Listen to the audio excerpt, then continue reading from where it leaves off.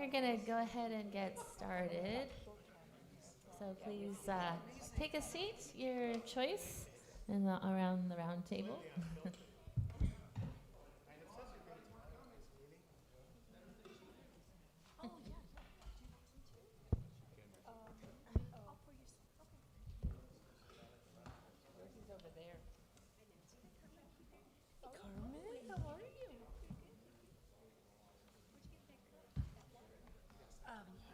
Would you like one too? I'll just pour some down. All right, good afternoon, everyone. Welcome to our Silicon Valley Clean Energy Authority special meeting. Hope you're all doing well. Hope your communities are okay.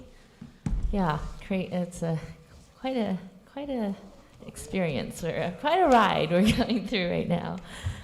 We'll call this meeting to order. Let's see, time is 4:38, and we'll start with roll call, please. Yes, thank you. Chair Abekoga. Here. Vice Chair Miller. Here. Director Martinez Beltran. Here. Alternate Director Tyson. Here. Director Sinks. Here. Alternate Director Lawler. Here. Alternate Director Rennie. Here. Director Elahi. Here. Alternate Director Gustav Larson. Here.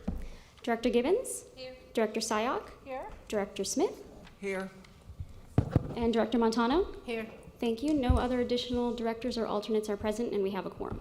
Great, thank you. So this is our special workshop, part 2 of our RIRP discussion that we started last month. So we've scheduled until about 6:30 for this workshop, depending on how lively the discussion goes, I believe. So I'll start off. Are there any public comments on matters not listed on the agenda? Nope.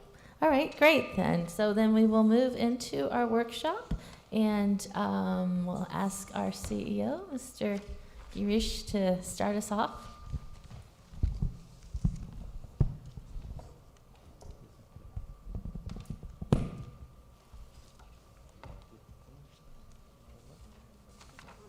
Monica's clicking? Okay. All right. Thank you, Boche Abekoga, members of the board, Girish Balachandran, CEO of SVCE. Thank you very much for making your way here on Wednesday afternoon. So today is part 2 of our workshop. We listened to your feedback from the last workshop, and based on that, we've made some changes to the presentation. We also ran the presentation through our Risk Oversight Committee, and we got some very valuable feedback from them too. So I will start the presentation and then turn it over to Monica. Before I start, I did want to introduce our IRP team. You all know Monica Padilla, Director of Power Resources, Hillary Stavers, a Manager of Regulatory and Legislative Affairs, and to her left is Ian Williams. He is our Power Supply Manager. And then in the audience, we have Rebecca Fang, also helping us with modeling. Back there, we have Amy Bailey, who's the Director of Decarbonization and Grid Innovation. And there's a lot that we're going to be doing in the long term and short term on DER and innovation. Poonam Agarwal is also a regulatory analyst and also helping us with some aspects of the IRP. So if we go to our first slide, yeah, oh, I guess, sorry, you've given this to me already. So I wanted to start with what our overall goals are. We are carbon-free today, and we are carbon-free annually, which means that we balance out the amount of carbon emissions we have on an annual basis. And today, our portfolio is hydroelectric, we have some renewable resources, and we have some long-term resources with wind, solar storage. So that's what we do today. The other thing that we have in our strategic plan is something on affordability. The board's basic direction is make sure you run your business so you at least have a 1% rate differential, keeping your rates 1% less than PG&E. Supporting grid reliability. As an energy supplier, we have to be part of the solution of supporting grid reliability. And you've also told us reduce overall emissions outside of the electricity sector by looking at buildings and transportation too. So here are our 3 workshop goals for today. We have in front of you a little cheat sheet in addition to the presentation, which have these goals and the kind of ask that we have. So anytime during the presentation, you can refer to the one-pager, which is just replicated from the slide. So we have 3 things we want to ask from you today. First is our RPS level through the year 2030. We're basically saying, let's not make any change to what you've already directed us to do.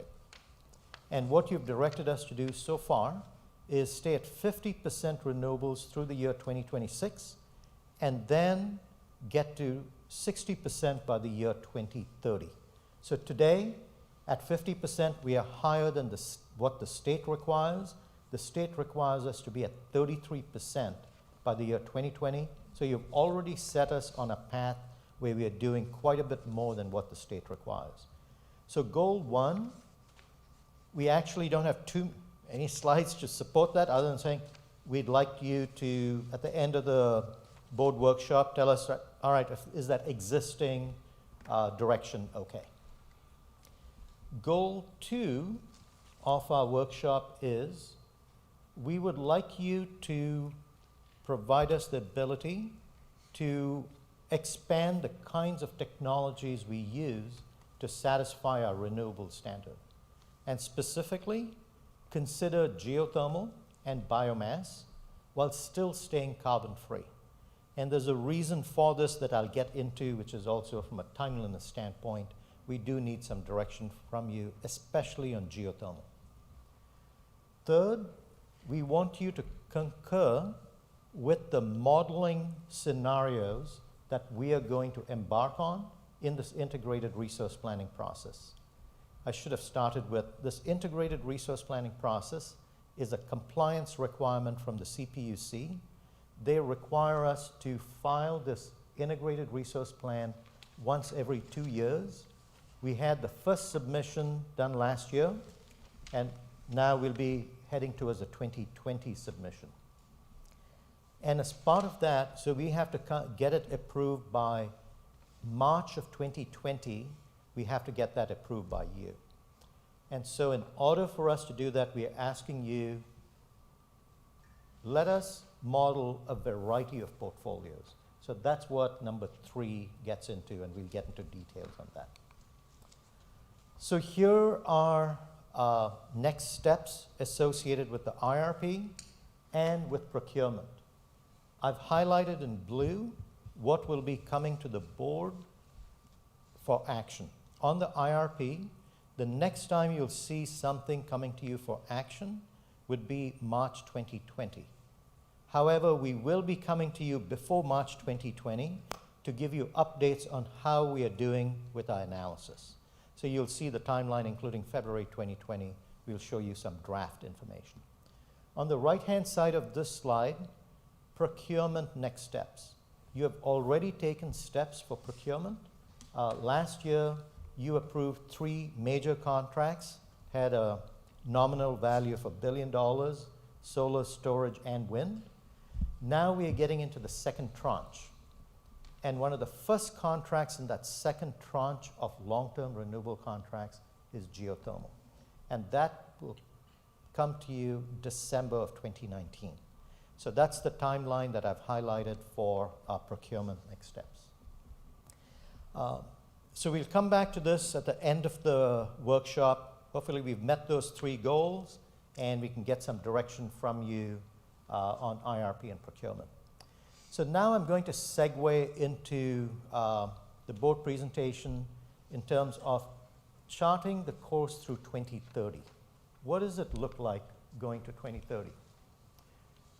So the pathway to 2030, if you look at the left-hand side column, we're talking about renewables and carbon-free resources, GHG accounting, resource adequacy and reliability, and DER, which is distributed energy resources.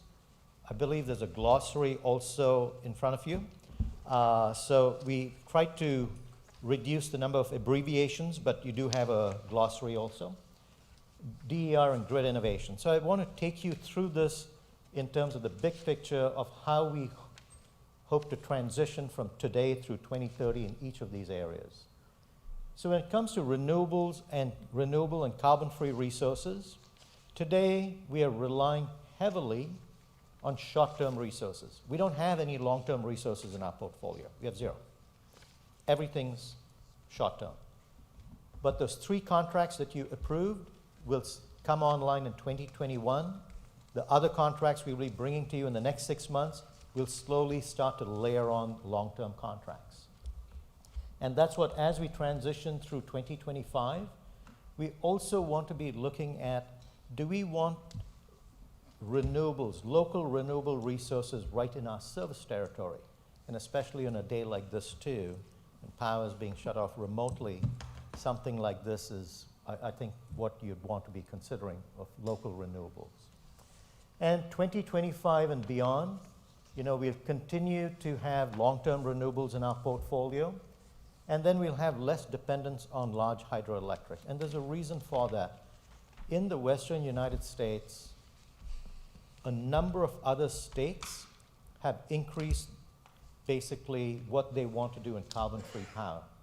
Just last Friday, Pacific Core, which is a giant utility in the Northwest, announced that they were shutting down 28 coal plants over the next 12 years. Now, when those coal plants go down, and many states like the state of Washington have adopted a 100% carbon-free portfolio goal like us, they'll be demanding hydro. So now you have a lot more people demanding hydro. So we started off with abundant, cheap hydro when we started this agency in 2015 and 16. That's no longer the case. So as we get to 2030, we'll have less dependence on hydro. So let me now move to GHG accounting, greenhouse gas accounting. My favorite topic. Today, we use annual accounting, where we use something called the climate registry, and as long as we buy enough carbon-free power on an annual basis, we don't actually care too much about when it gets generated. So in the middle of the night, when we're using electricity, that ain't coming from solar, it's not coming from wind, it's coming from natural gas. It's coming from system power, these unknowable sources which include coal. So the whole industry is moving towards hourly accounting. That's where, so even though I said when I say 2025 and beyond, you've all heard of the 2 big laws that have transformed our business. SB 350 basically got us to increase our renewable targets, basically saying you got to be at 50% renewable by the year 2030. Last year, a new law was passed, SB 100, which basically took that 50% goal in 2030, moved it up 4 years, said get there by 2026, and in 2030, instead of 50%, let's bump you up to 60%, and by 2045, you got to have a carbon-free grid. So that's where we are headed, and to the extent you want to get to a carbon-free grid, we will have to move to more hourly accounting. Some of our larger customers have also approached us, looking at ways in which we can provide them power that's carbon-free hour to hour. Moving on to resource adequacy and reliability. And this is something we all took, I know the board spent a lot of time on resource adequacy in the initial days of our organization, and this continues to be an issue. We used to have to buy resource adequacy for 1-year periods. Now we have to buy it for 3-year periods. In addition to that, as we get through 2025, we will probably have to contract for gas units. And I'll give you an example right now. And this is something that's happening in real time. We have 19 big power plants along the coast of California. In somewhere in the 2012 period, due to the Clean Water Act, those plants were required to be shut down. And the reason why was these plants would be sucking in seawater to cool down the plant, and then the water would just be dumped back into the sea. So this was called once-through cooling. The water just came into the plant and went out. And that was destroying some marine life. And the Clean Water Act basically, as it was enforced by the State Water Resources Control Board, said, all you 19 plants, you got to shut down over a 10-year period. And with the first shutdown starting next year. Well, because of a reliability problem, if those plants shut down next year, there will be blackouts in the system. As a result, you have to get some alternate plants there. And so they're actually going to extend the life of those plants by a few years. So natural gas is going to continue to be here for many years. It will continue to reduce.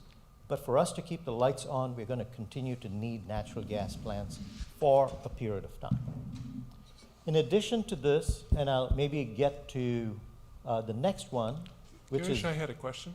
Yes. Sorry to interrupt. Is there an alternative to have them install cooling towers or alternate to that once-through cooling rather than just shutting down? Yes, so they were given the option of doing that. And so some of them have taken that option, but all these units have not. DER and grid innovation. So here's the fourth one. So, when you think about what our goals are, it's not just for electricity, it's also transportation and mobility, but specifically on electricity, today we have our decarb roadmap. We are going to launch some flagship pilots in the next few years. And in 2025, we should have about close to 10 megawatts of demand flexibility. And when we get to that 2030, 2040 timeframe, we should be having about 100 megawatts. Think about it. Today, our peak load this year, so far, 850 megawatts. So when you think about demand flexibility right now, it's not a big piece of our overall demand. It's going to grow, but there's not much of demand flexibility at this point. So this is essentially my part of the presentation. I'll be available to answer questions, but I'm going to hand it over to Monica to take you through the rest of the presentation. Maybe before I leave, I'll ask you, do you have any questions on my section of the presentation? Yeah, just clarify, I've been here since the beginning, but not everybody has. What are the things that we are required to do versus what are the things that we have chosen to do? And so we are required, the question was, what are we required to do versus what have we chosen to do? On a renewable portfolio standard, we are required to have 33% renewable power. We've chosen to get to 50%. We have also chosen to have the remaining 50% of our portfolio be carbon-free power. So that was a choice. We didn't have to, by law, being a CCA, we didn't have to. And the implication of that are two. One is we are moving the needle in the sense of encouraging innovation, encouraging investment in new renewable resources, because the mission of our agency has been to accelerate decarbonization, but that has come at a cost too. That's basically, I'd say, those are the choices that we've made versus what we are required to do. Thank you. Other questions? Yes. I'm sorry, I missed what DER and VPP were. Yeah, sorry. DER is distributed energy resources. So essentially anything that's not utility scale, but local. It could be local solar. It could be local batteries. So it's basically distributed in smaller scale. So VPP is a term of art called virtual power plant. So this is a program that Amy and her group are actually developing right now, where in the first quarter of 2020, we can basically aggregate all these batteries and solar and essentially operate it in a way that's beneficial for us on a reliability basis. So it essentially would act like a mini power plant. So if we had control over, say, 1,000 behind-the-meter storage units in our territory, and we signed contracts with all of them, we'd be able to dispatch it according to when we need it and add to some reliability benefits or don't pay for some reliability costs. Okay. Anyone else? Oh, anyone else? Okay, thank you. Okay, Monica. Okay, good afternoon, directors. I'm Monica Padilla, Director of Power Resources. So I guess I get to walk you through kind of the nitty-gritty of how we'll actually achieve this big vision that the board has developed for us, and the pathway that Girish has explained that will get us to that vision. It's not easy, and there are lots of roads that you can take to get there. And certainly we don't control our destiny entirely, as we are at the mercy of regulators, both from the state and from the California Independent System Operator. So when we set our plans and what we decide we're gonna buy, we have to do it in that context and making sure that we also meet the requirements put on us. And so Hillary does a really good job at telling us what those requirements are. They change every day, every hour, yeah. So just to reiterate, these are the issues that were raised at the last workshop, and I think Girish already went over them in quite some detail, so I'm just going to take them one at a time and just hopefully walk through some of the technical elements associated with why we decided to recommend or ask you to direct us to look at certain things. So for RPS level, again, here we're basically restating what we believe the direction to be already, and that's to be above the state minimum standard RPS, and to get to essentially 50% through 2026, and then 60% in 2030, which is the state law. So there are alternatives, obviously, as we mentioned. We don't have to be above the state minimum. We can be at the state minimum compliance, and that's certainly an alternative. And then we can actually be higher than where we are today too. Rather than 50%, we could say let's be at 100% next year. Well, a couple of reasons why we can't do that. One, I think the board has also directed us to look at new renewable resources and not just continue to support existing resources. They want to be additive. And quite frankly, it's very difficult to add anything new at this time. There's just a lot of projects in the queue trying to get developed. And so for us to be able to bring on new resources, we would actually need a couple of years of lead time to do that. The resources that we're evaluating today, the earliest they could come on would be at the end of 2022, early 2023. So it's quite a challenge to bring new renewables on, so we have to rely on existing. And so then the question is, should we have a higher RPS that relies on more existing resources, or should we try to use our resources and funds elsewhere? And so our recommendation, again, when we go through this exercise of just modeling portfolio for the purposes of the integrated resource plan, is to stick to what has been directed thus far. For baseload renewables, basically we're talking about geothermal.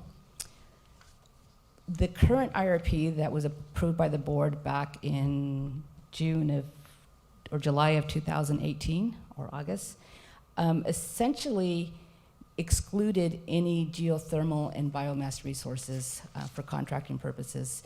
It looked to meeting our carbon-free objectives through the use of solar plus storage, wind, and large hydro, or hydroelectric resources. And since then, a couple of things have happened. One, we issued an RFP, and through that RFP, we received some very competitive proposals, including some geothermal proposals. And while the geothermal contract prices are higher, they have many attributes and merits to them that make them worth looking at, including the ability to deliver in most hours of the day. And as we try to get to this carbon-free objective and trying to match our load to the resources, it's going to be important for us to have resources in our portfolio that deliver on a 24/7 basis. Additionally, that 24/7 basis load generation profile also helps us with reliability, meeting our resource adequacy requirements. And so for these reasons, we're actually asking you to consider that when we do this IRP modeling, and then more importantly, when we bring PPAs to you in the winter, that you take another look at geothermal. And we're happy, when we come back in December with those PPAs, we're going to walk through the merits of the specific contract and how we pick those PPAs as well. And then the last item that we brought up last time that, again, we're trying to just make sure that we understand what we're asking here in terms of when we go back to our computers and do the modeling, is that you consider an allocation of carbon-free resources that we can include in our portfolio.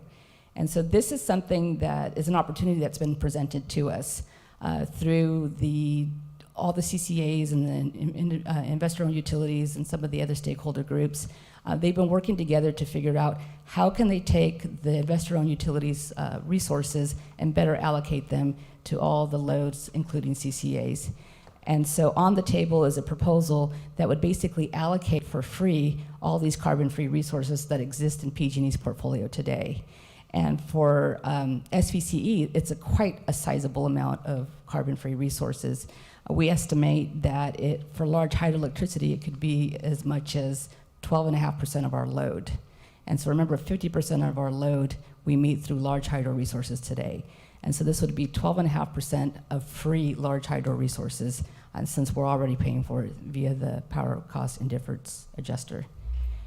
And then the other, so that's a very non-controversial one. I assume that that's something that we would want to accept without any real discussion. But the more controversial one is nuclear, which is a carbon-free resource, and a quite sizable carbon-free resource. We call it short-term since it only exists through 2025, when the Diablo Canyon project will get decommissioned and shut down. But it represents about 19% of our load, which is a significant amount, and we didn't feel it was appropriate for us not to look at it, since it would have a sizable impact on the cost and affordability, and also ability to meet 24/7 carbon-free and reliability requirements. So those are the asks again. I think we're going to ask them multiple times, so it's going to sound redundant, but hopefully we get the message across that a lot of this asks is just for the purpose of evaluating different portfolios and bringing back to you a set of portfolios or a portfolio that we recommend that we should stick to in order to meet those objectives that Girish identified. So while IRP itself is a compliance requirement that the state asks us to do every 2 years, it's really a really useful exercise.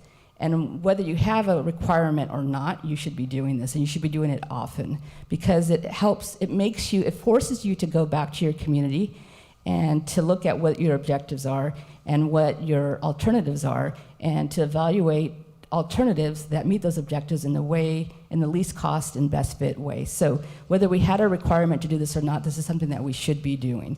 And so I'd like to think of IRP as not a mandate, but rather an opportunity for us to come together and talk about what we should and shouldn't do.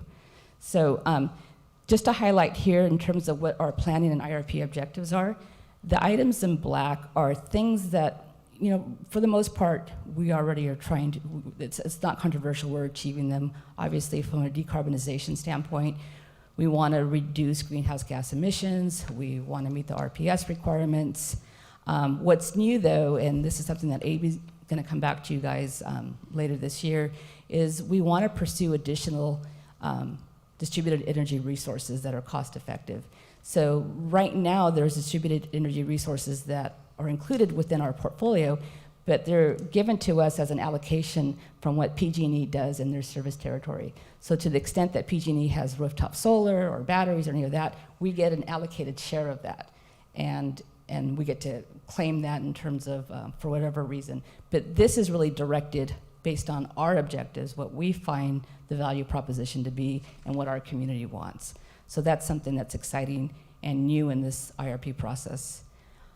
We also will look at carbon-free on an hourly basis. We didn't necessarily look at that last time around. Last time we did the IRP, even though there was a tool that was provided to us by the CPUC where we could calculate what the hourly emissions were. It wasn't really something that was used to determine which resources or which portfolios we pursue. But this time around, because we want to do all this grid innovation, electrification, you really have to look at your carbon content on an hourly basis, since you're moving resources from one hour to the next.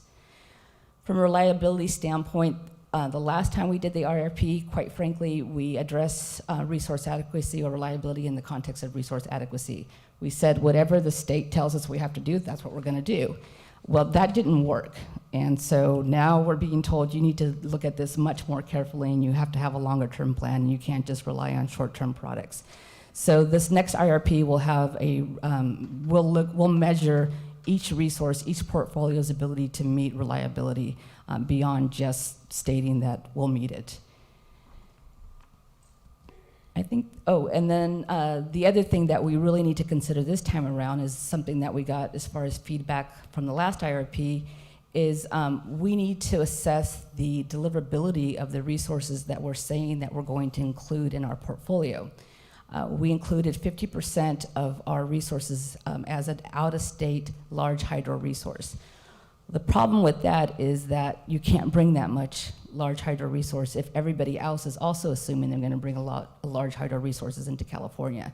So there's constraints from a capacity standpoint on how much you physically can deliver into California.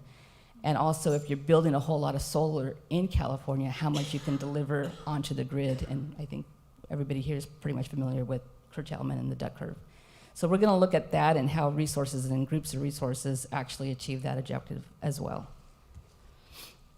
So when you're doing integrated resource planning and building portfolios, the first thing you need to look at are what set of resources can meet or tools can help us meet our objectives and deliver again on the promise that we made to our community.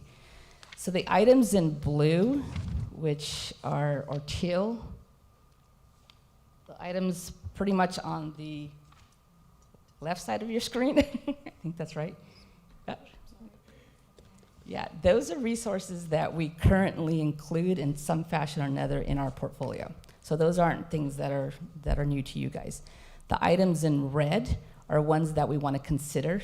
We're not saying we're going to execute on any of these, but we're going to evaluate them and see how they perform against our objectives. And then the items in brown, those are really not energy products necessarily, but they're products that we use either for reliability or to manage our supply, our load costs. So when deciding on which resources and then which portfolios to look at, again, we're going to measure these on the different objectives that we identified: reliability, affordability, and decarbonization. Each of those objectives have unique challenges associated with them. For decarbonization, the biggest challenge that we see is that we're hearing, again, from our customers that they want better alignment between our resources and when they deliver and when they need to use the electricity. And so that's a challenge when you're building a portfolio of solar, even solar plus storage and wind. It's hard to meet that challenge because it's not 24/7. The efforts that Amy and her group are undertaking to look for electrification opportunities, again, will be shifting load. And we don't want to shift load from one bad period to another bad period. And so, again, the idea here is that in order for us to be true to what we're saying on electrification, we have to have a source of supply that really is carbon-free on a 24/7 basis. And that, again, is a challenge because it's not a cheap proposition to follow through on. And then the last one, a little bit about reporting. So even though we pick resources that are deemed to be carbon-free or meet the renewable portfolio standard requirements, some of them have small emissions. And in the past, we got away with, just having them in our portfolio and, whatever. But under AB 1110, which is a new rule that passed, we're now going to have to calculate those emissions associated with some of those resources and show them on our power content label. So this creates a bit of a more of a messaging challenge since we claim to be carbon free. This graph here just kind of illustrates some of the hourly challenges that we have. So the top part of the graph, that represents the 2 solar plus storage PPAs and the wind PPA that we signed last year. So if nothing else, on a very low solar day, so imagine this is probably a winter day, the gap between our load, the black line, and the top of our resources, the teal line, represents kind of everything that's exposed to essentially system power. But because we have a great procurement team and Ian's out there buying short-term resources all the time, we're going to assume that we're going to continue to layer in some additional carbon-free resources and short-term RPS resources. But even then, you can see that in that typical day, we're still relying quite a bit on the grid, the difference between the black line and the top of our resources. And so if we were to just do what we had set out to do in the last IRP, we would essentially be adding some additional solar plus storage, because wind we did not see in our RFP. So it'd be a lot more solar plus storage. And that just doesn't take care of the problem. And so there's gonna be a lot of days in the year and even months in the year where our load doesn't match up with our clean resources. And that's a problem, or challenge, I should say. From a reliability standpoint, the big challenge there again is that the resources that we're bringing online, solar plus storage and solar alone and wind, are considered intermittent resources. That is, they're not baseload renewables. And so that has been, we always knew about the duck curve, that's not new.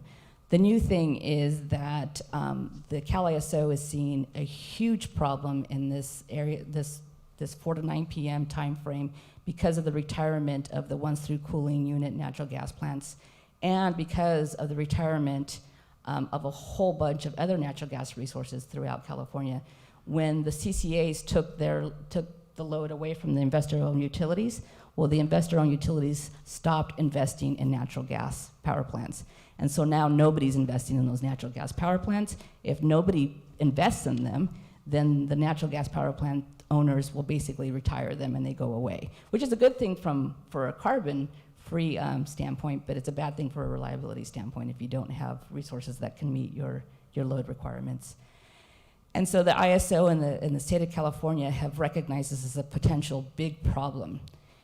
They basically have identified, this is a graph that the Cal ISO, I have a fly who's flying around me. This is a graph that the Cal ISO has been socializing quite a bit, and they're on a roadshow demonstrating why they so desperately need to extend the retirement on the once-through cooling units. But they're basically showing that in a typical, or in a day in 2020 or 2021, if you look at the top of the red line here, I guess I can show it here. The top of the red line here is essentially a load during the Cal ISO's system load between 4 and 9 p.m. Ignore this gray stuff here, because that gray stuff is hypothetical capacity that could be contracted from out of state, but it hasn't been. So what they're concerned is that there are hours in a day when we don't have enough capacity to meet, or enough energy to meet our load requirements. And because of that, they've essentially started a process to mandate procurement. They've identified a shortfall of capacity starting as early as 2020 of 2,300. And that's something that the CPUC has identified, but we hear that the Cal ISO actually thinks it's more than that. And so mandated procurement basically means that we're all gonna have to do our part to support some of these natural gas resources and keep them online. There are other measures that we could do as well. I mean, we could do more distributed energy resources, demand response, shift energy. We could try to put in standalone batteries. There's a whole bunch of stuff we can do, but that all takes time. And if we're looking at a real crisis or a real shortfall in 2020, the obvious solution is just to keep natural gas on And then the last kind of challenge that we face when trying to meet these objectives is, how do we put together a portfolio that's affordable?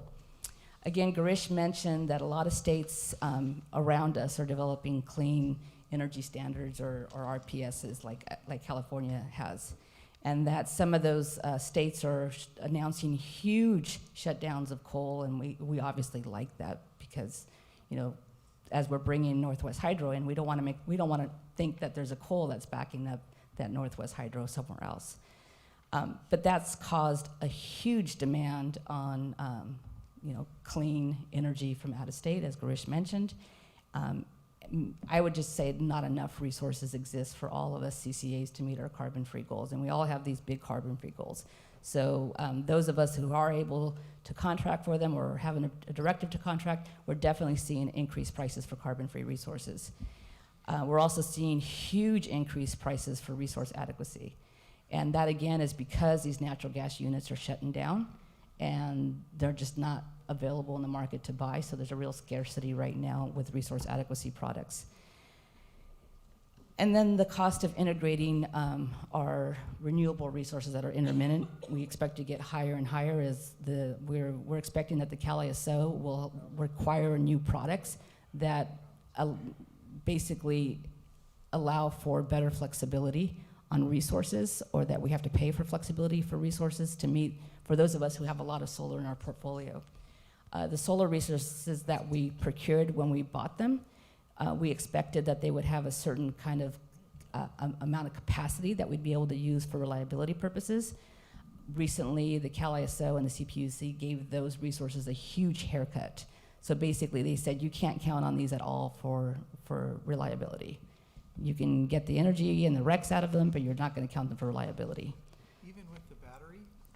Well, the battery is another issue, and so the hybrid resources, solar plus storage, they have unclear rules right now about how they're going to count for reliability, and that's been probably a 2-year process at the CalISO and the CPUC to define how these resources will count for reliability.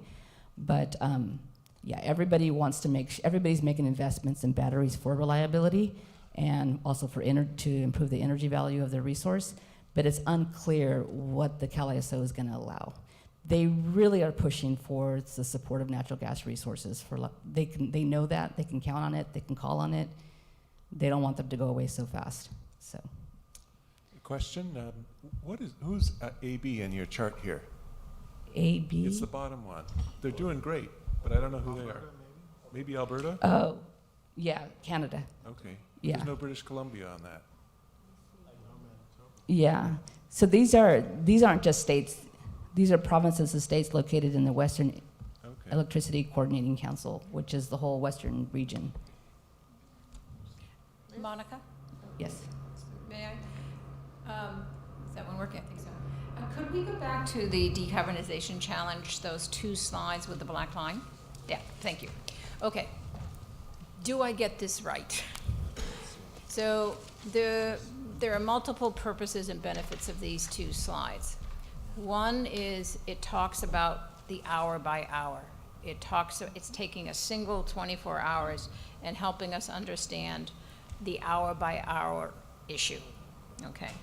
And you've picked 2 dates, so I'm gonna say somewhat arbitrarily, one when there's low solar and when there's other resources They're coming. both low solar days. Okay. It's the same day. Okay, so, Just years ago. so what I'm looking for is, in the past, to see if I'm right, in the past, we have done it on an annual basis. So we would not have a gap between the black line and the sources of power because we did it on an annual basis. Correct. Okay. So there are some charts like this that would be high solar days, Right. where we'd be way over the black line. Yeah. Okay. Maybe not way over the black line, but closer to the black line. Okay. Yeah. So this is, for me, defining what it is we're trying to talk about now, and why you're bringing in the situation with the large hydro, bringing this capability down, and that what do we have to make it up, which would be the nuclear and the geothermal. Exactly, baseload renewables, ones that deliver kind of 24/7, regardless of the day of the year. Okay, thank you. Sure. Another question? Is that okay? John had it. Did you Go ahead. have As you do these lines, I guess, as to what the consumptions are going to be, have you also taken into account the better energy efficiency in some of the appliances that are put into homes? Or do you expect any improvements in that as to? In the natural gas plants? No, just electrical appliances, as to whether they'll be Oh, using electric less appliances. electricity, Yeah, so we don't so, need as much? yeah, the load forecast that we use on an annual basis and a monthly basis and even on an hourly basis as we're moving to that is a forecast that's been adopted by the California Energy Commission, which assumes a certain level of penetration of energy efficiency, electric vehicles, demand response. So yeah, that's all already kind of included in here. We had, I'll go with George and then Yvonne. Okay. Just on this chart, if you could help me understand, you're showing a low solar day, and I understand the daunting thing that you're hoping to explain here.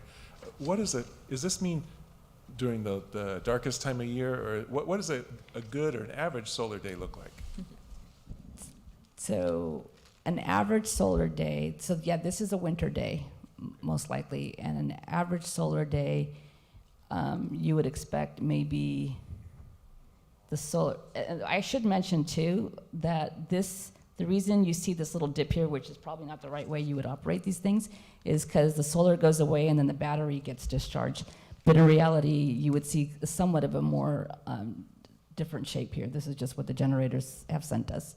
But yeah, the solar would be probably, I can't get this to work. So the solar would be up here, but still not enough. It's not enough because we haven't contracted for enough resources to start off with. But yeah, even on a good day, you're not going to get enough to meet every hour of your day. Go ahead, Yvonne. Hi, good afternoon. I was going to ask you, on that same chart, can you tell me, do you have in mind, the staff, is there some dispersion between geothermal, biofuels, and nuclear that you have in mind to fill that gap? And then is it just reaching, is it a win when we hit the black line? Do we want to be a little over the black line? Does that cost us if we're over the black line? That's a really good question. And so again, right now we're only trying to solve the problem on an annual basis and on a monthly basis. So we're trying to get enough resources that meet our load requirements on a monthly or annual basis. But what we really want to do is get to a place sometime in the future where we can, every hour of the day, 24/7, 8,760 hours of the year, meet all of our needs with clean resources. That's our goal, but that's a really expensive goal, and quite frankly, not one that you can get to overnight. Even if we could contract for everything today, it would take us years to deploy that.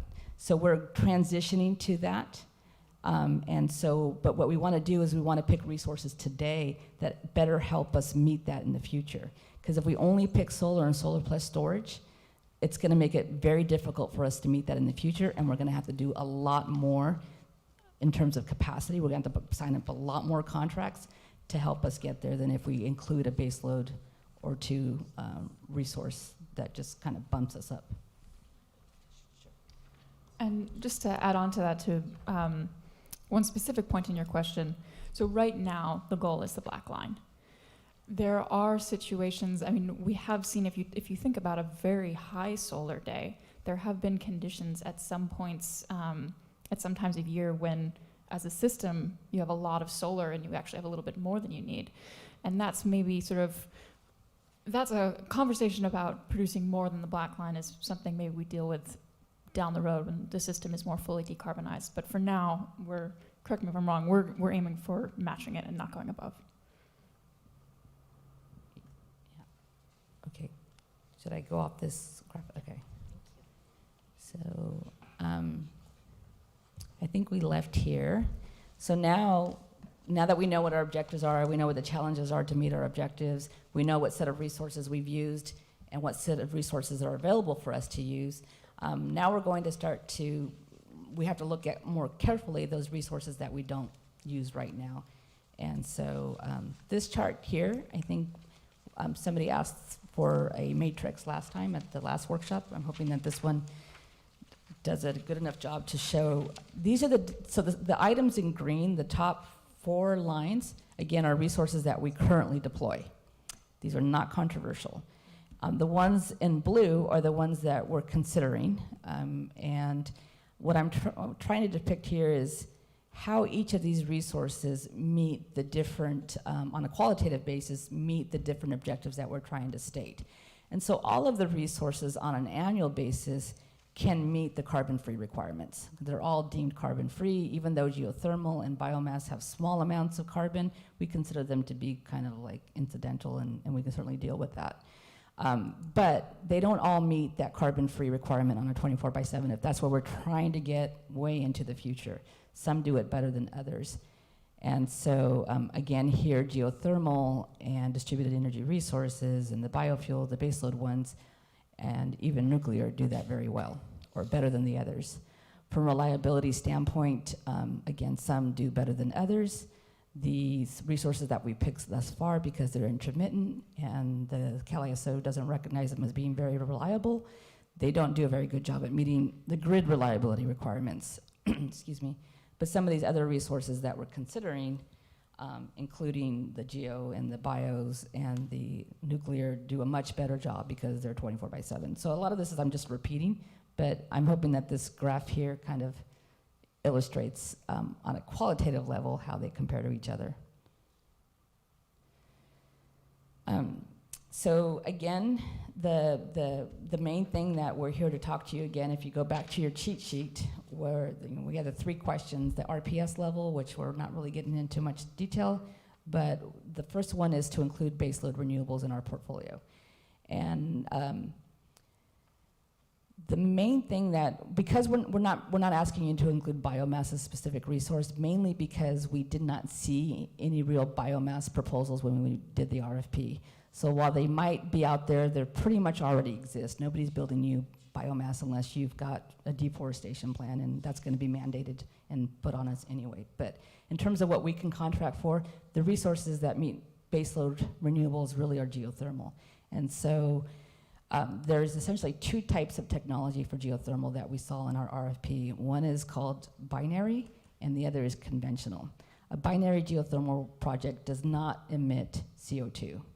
And so it is, in fact, carbon-free on an annual basis. The conventional one does emit some CO2. CO2s that you have to count because they're considered anthropogenic emissions. That is, they would not have escaped had it not been for the fact that you put a turbine on the steam field and produce electricity. But they're not very much, and again, we can deal with that. For the nuclear, the big question is, whether, again, we're going to get this, we have this opportunity to take a free allocation of carbon-free resources, both large hydro and nuclear. Large hydro, we're assuming that that's okay for us to consider in our portfolios, but nuclear, we really feel that that's something that the board should give us a directive on or direction on. And the way we see it, we have essentially 4 alternatives here. We could do nothing. And if we do nothing, PG&E will continue to count the carbon-free resource, be it nuclear or large hydro, on their power content label. So you can see here that they've been including it on their 2017 power content label. And so that's how they're getting to claim that they're carbon-free in 2018 as well. The second alternative that you could direct us to do is to accept the allocation and retire the attributes associated with nuclear. And so nobody counts it. We don't count it on our power content label. PG&E doesn't count it on the power content label. It's as though it didn't exist. So the system just got a little dirtier because nobody's getting to count the nuclear carbon-free resource. The third one, alternative, which is certainly something that we'll come back to you to talk about in more detail, is that you can accept the allocation.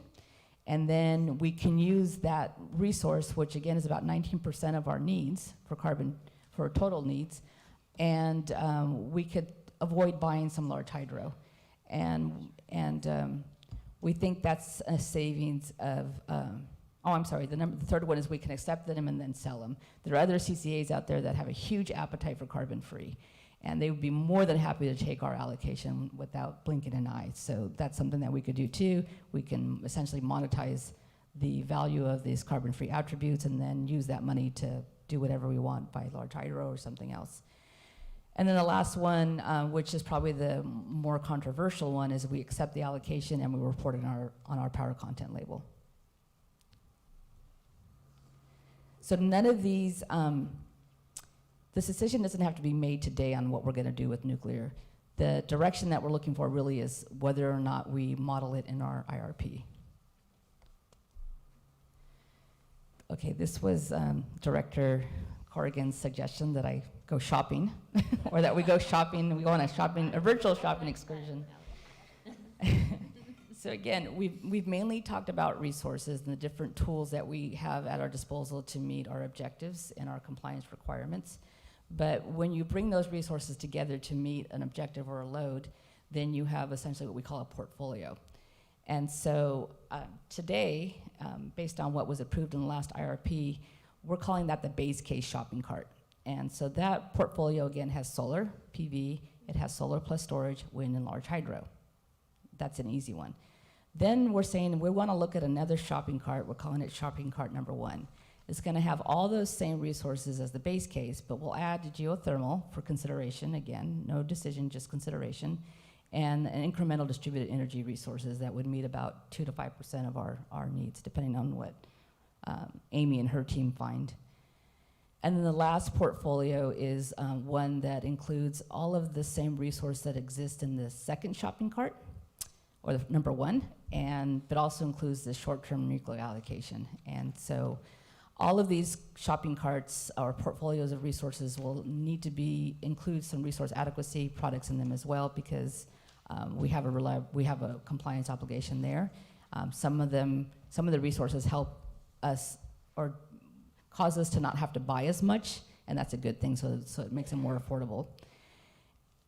And then we can also look at other portfolios. This is just the 3 basic ones that we're going to evaluate. We can look at ones that have a lower RPS. We can look at ones where we get a free allocation of large hydro or free allocation RPS. We can look at one that the state thinks that we should pursue for whatever reason. But this is just the basic portfolios that we think we need to look at. This is what the carbon-free portfolios would look like. This is just kind of to put out there what we think each portfolio would have in terms of the different resource compositions relative to our load. And then the main reason for doing the IRP again is to see how these resources and portfolios measure up against your set of metrics. So we'll have like a dashboard type thing. For us, again, important is reliability, decarbonization, and affordability. We'll have all this quantified for you, and we'll share the results of how these portfolios perform relative to these metrics. So that's basically the process we're going to go through. In addition to the IRP, but it also is really goes hand in hand with the IRP, is a whole bunch of other initiatives that we're undertaking in the power supply group and the decarb group, including, as we mentioned several times, this effort to look at what the distributed energy resource potential and virtual power plant potential is in Silicon Valley Clean Areas service territory. I think Amy hopes to get that to you sometime in, I think she's planning on getting it to you in January 2020, an assessment of what that potential is. And then in March 2020, depending, or it could be even earlier, depending on what the CPUC rules or decides, we will be bringing to you for your consideration approval and of an interim allocation of carbon-free resources from PG&E's portfolio, which would include the nuclear. And by interim, it's only going to be for 2019 and 2020. After that, the CPUC will make another decision on how it's going to reallocate on a longer-term basis all those carbon-free resources, RPS, and resource adequacy. So we're bringing that to you probably in the April-June 2020 timeframe for your consideration again. And then in June 2020, we hope to bring to you a study and a set of recommendations on what we should be considering for reliability outside of carbon-free resources. So these are measures or initiatives or projects that would basically support the grid in a more traditional sense. So it would be investments in a natural gas facility with or without other CCAs, because I think other CCAs are in the same kind of predicament that we are, and that they are going to be mandated to buy this stuff. It could also include investments in a standalone battery, so not a hybrid resource, one that is just basically charged by the grid, but can be deployed for reliability purposes. And that's something that we probably hadn't talked to you guys about before, but it's certainly very popular right now with the CCAs. They're all looking at it, and I think we should be looking at it as well. And then last, in 2020, we, as we go through this process and we learn a little bit about what it costs to achieve carbon-free on a 24/7 basis, we're going to come to you with that evaluation and a recommendation on, or at least a plan on how quickly we could get to an actual 24/7, 8,760 clean portfolio. Because again, that's going to take a lot of time, but we want to make sure that we're planning for it or not planning for it. And then this is just a summary of the IRP and the procurement next steps.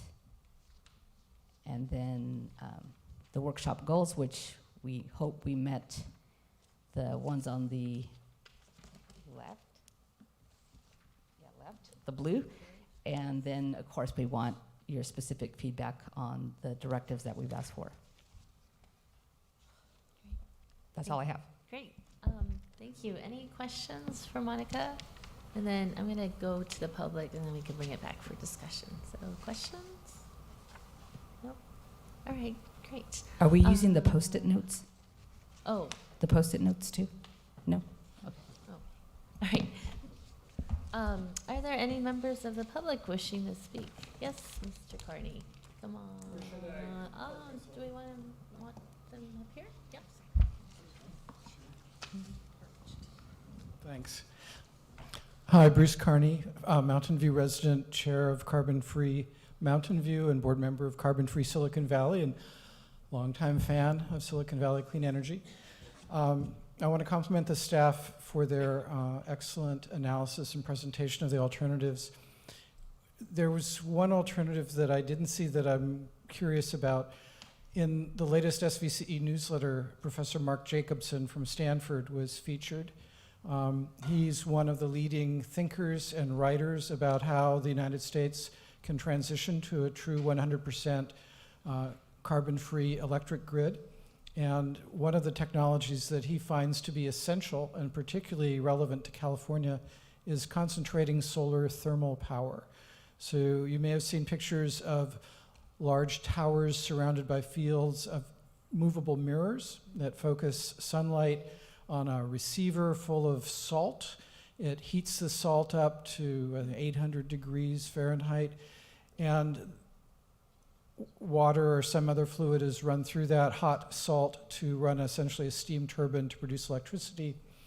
The main attribute of that is that the salt stays warm through the peak demand hours of the early evening.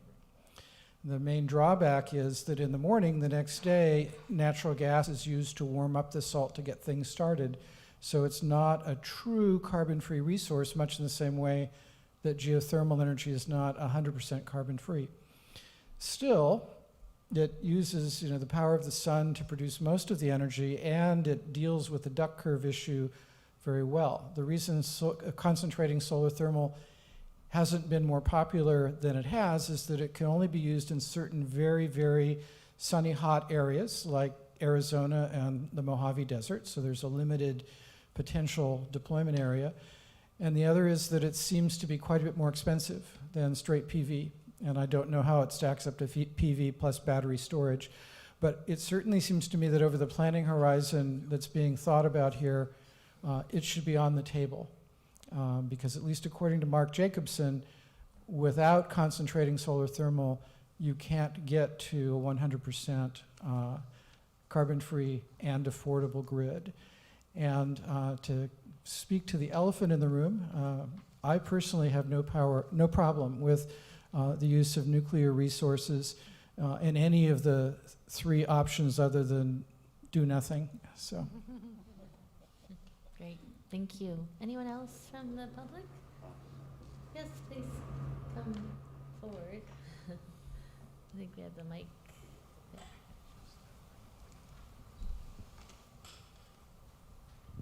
Yeah. Hi, my name is Mark Bowers. Some of you know me from work on the solid waste side with the city of Sunnyvale. I'm retiring. I'm sort of in a limbo state. I'm going to represent myself as the legislative chair of the county's Solid Waste Technical Advisory Committee.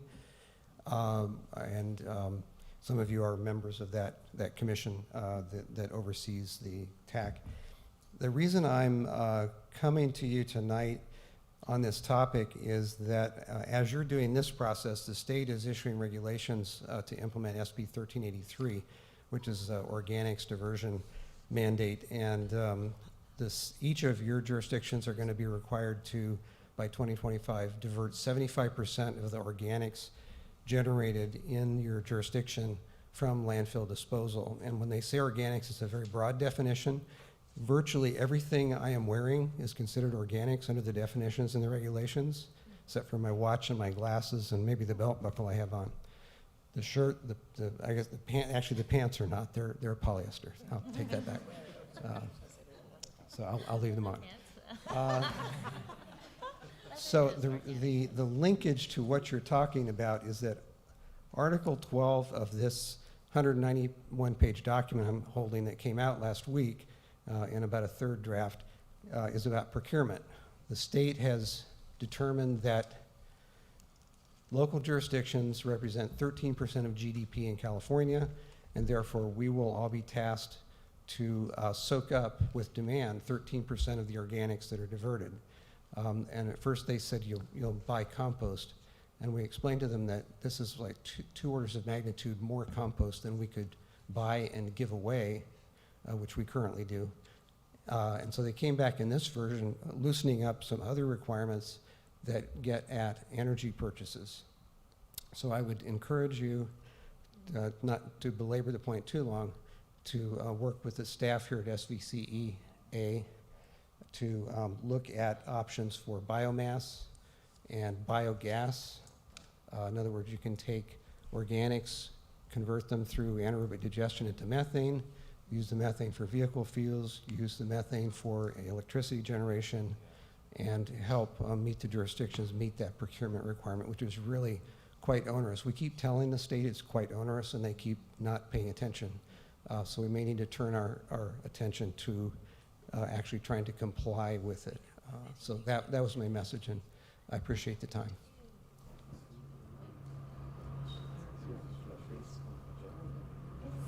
Yes, Ms. Tovar.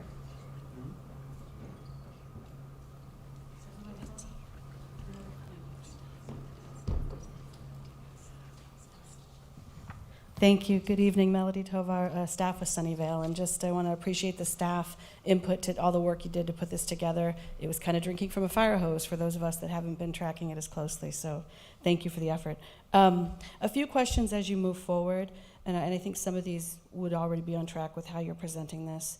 I do hope that as you bring specific scenarios forward, we would see clearly the projected comparative power content label for whatever scenario you're talking about, and the PG&E projected PCL for that same scenario. So this idea of moving these attributes from one place to the other, how does that affect the ultimate PCL and the ultimate emission factor that would be reported back to us, who have to then do our inventories for our communities.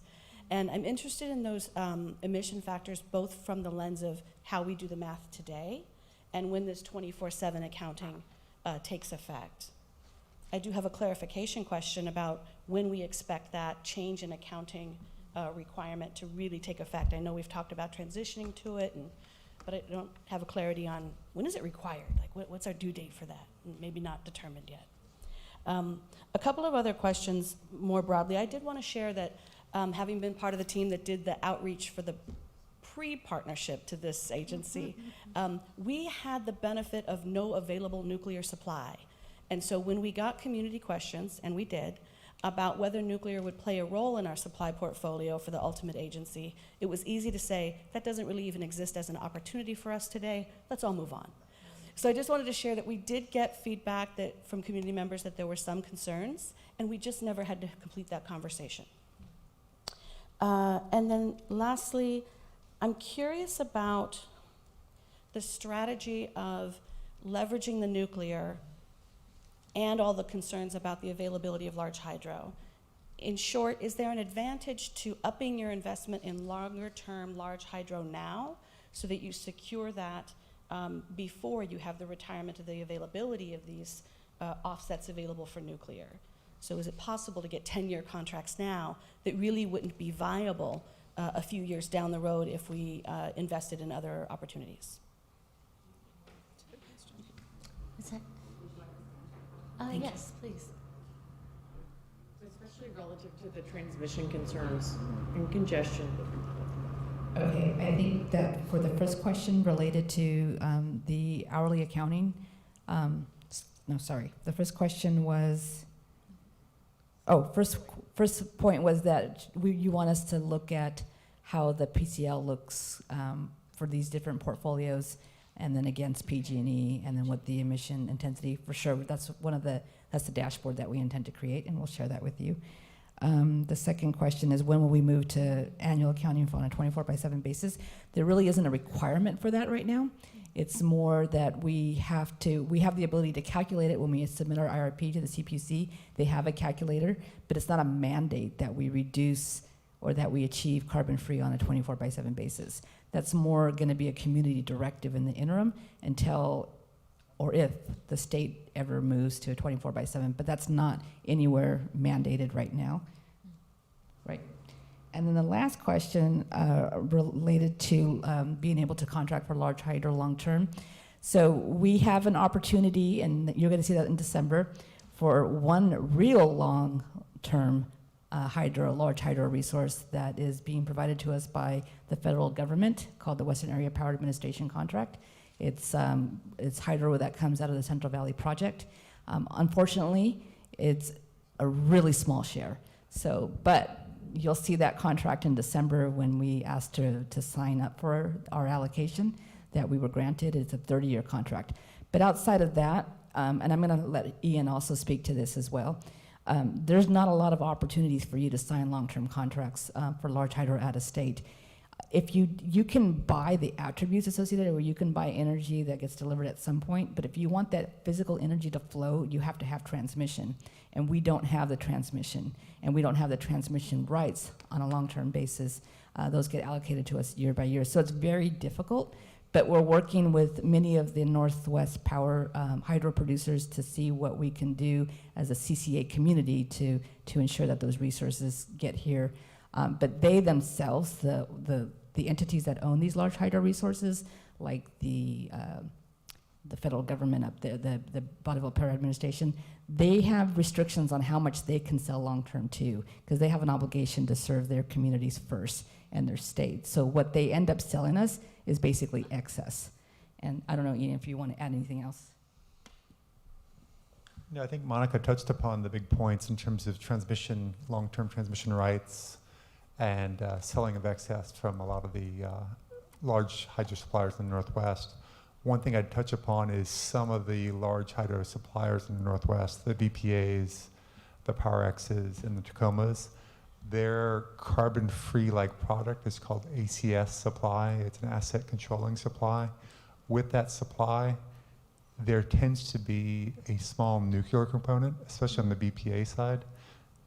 Everyone looks at the entire system, and there's a tiny bit of a nuclear in their supply side. So if we were to take that type of energy, we'd have to show that percentage on our power content label.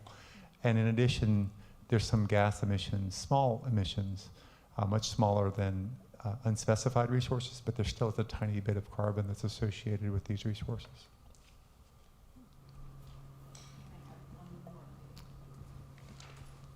So there are lots and lots of small hydro resources in California. And in our RFP, we did see those small hydro accounts for RPS. And so we did see some of those opportunities. The problem is they're selling like 10 megawatts, or they're selling like a product that has a FERC license that expires in a few years. And so they're risky because you don't want to go through the process of FERC relicensing of a hydro dam. So hydro is a beautiful, abundant resource, but just really hard to contract for. Great. Any, oh, did you have a question on? some of the If I answers? may, so picking up on the, one of the speakers, first speaker's comments about something outside the box with the salt and all of that. We talked a long, long time ago about the canals and the fact that they're open water pits and they lose a lot of water to evaporation. And is there anybody, I mean, thinking outside the box, is there anybody thinking about covering those over with solar panels? I mean, I know it doesn't solve our 24/7 issue, but is there any opportunity to gain generation by the movement of the water or something like that? I mean, what other crazy things are out there? Yeah, there are quite a few of those ideas. In my previous job, we actually were pitched, we had a canal going through our city, and some folks pitched that, extremely expensive. There was another idea of putting turbines within our water pipes. Yeah. So as I've you, seen that one. and so we actually had it in the previous utility I worked for. We had that, super expensive. So I think a lot of these technologies, I think as we move through 2045 and we get to this carbon-free future, and maybe carbon will have a price, et cetera, I think that's where you're going to see those kinds of innovative technologies maybe coming into our portfolio. So one other crazy one has to do with our water, because we have groundwater here, and the table was going down, and now it's okay. But there was a project to pipe in water and take it all the way back to the perk ponds in Los Gatos and Campbell and elsewhere, and they were going to have to be pumped there in order to do groundwater recharge. I mean, there may be. What I always hate to do is lose sight of the fact that there's all these other projects going on, like the garbage problem and like other things that may have opportunities. And just, we call it a parking lot. We have a sheet of paper that Yes. tracks things that are a parking lot. Yes, we have taken notes of this, and we will do that. I want to add that you have actually allocated some money for innovation programs. And so Amy's running those programs as innovation partners and innovation on-ramp. And every quarter we put out an RFP for ideas. And since our goal is lowering of emissions, we are looking, for example, this current RFP is focused on mobility. Right. And so you are spending some of the money on trying to get these innovative ideas, and we're calling some of these are flagship ideas. So in the DER, Grid Innovation Pathway to the Future, it's those kinds of things we can do, at least to prototype these ideas, and hopefully it'll catch on elsewhere too.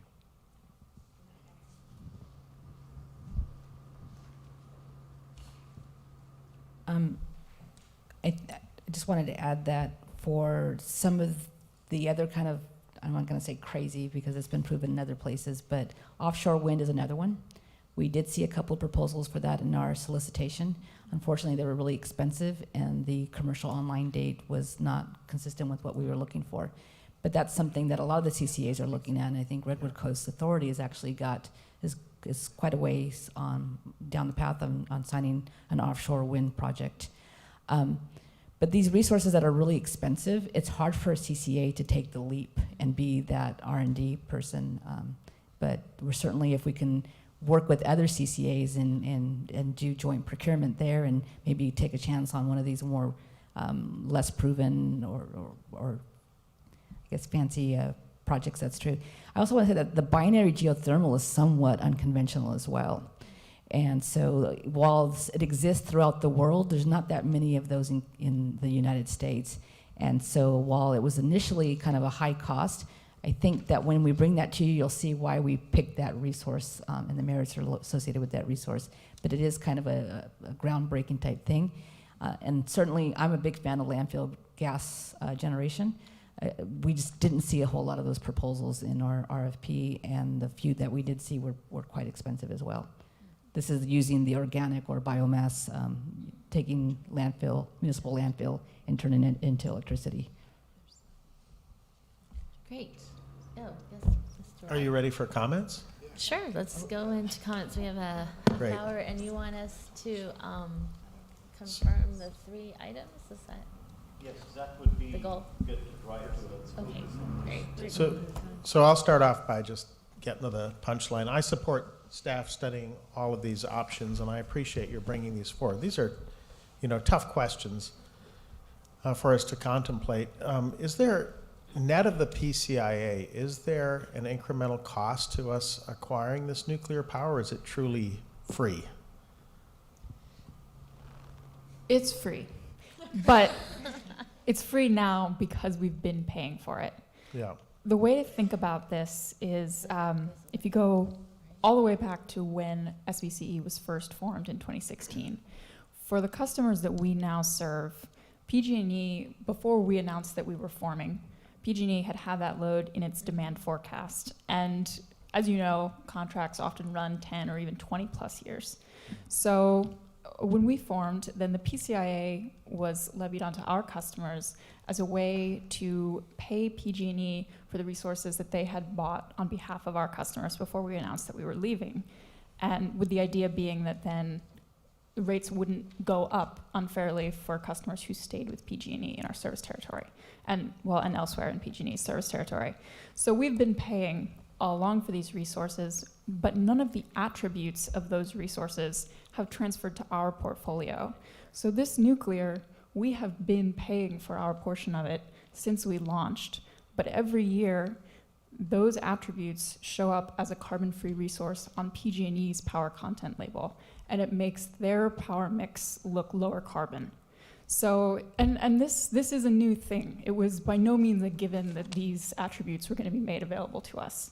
This was something that came up over the course of last year when we were discussing reform to the PCIA calculation methodology to make it more accurate.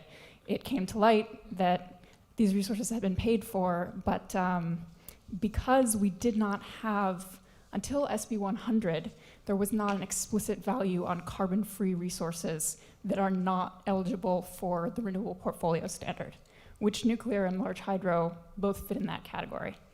But now that we have that goal, a carbon-free resource in and of itself has a value, and everyone realized that all of the CCA customers that had been paying the PCIA had not been receiving their portion of the attributes of those resources they've been paying for.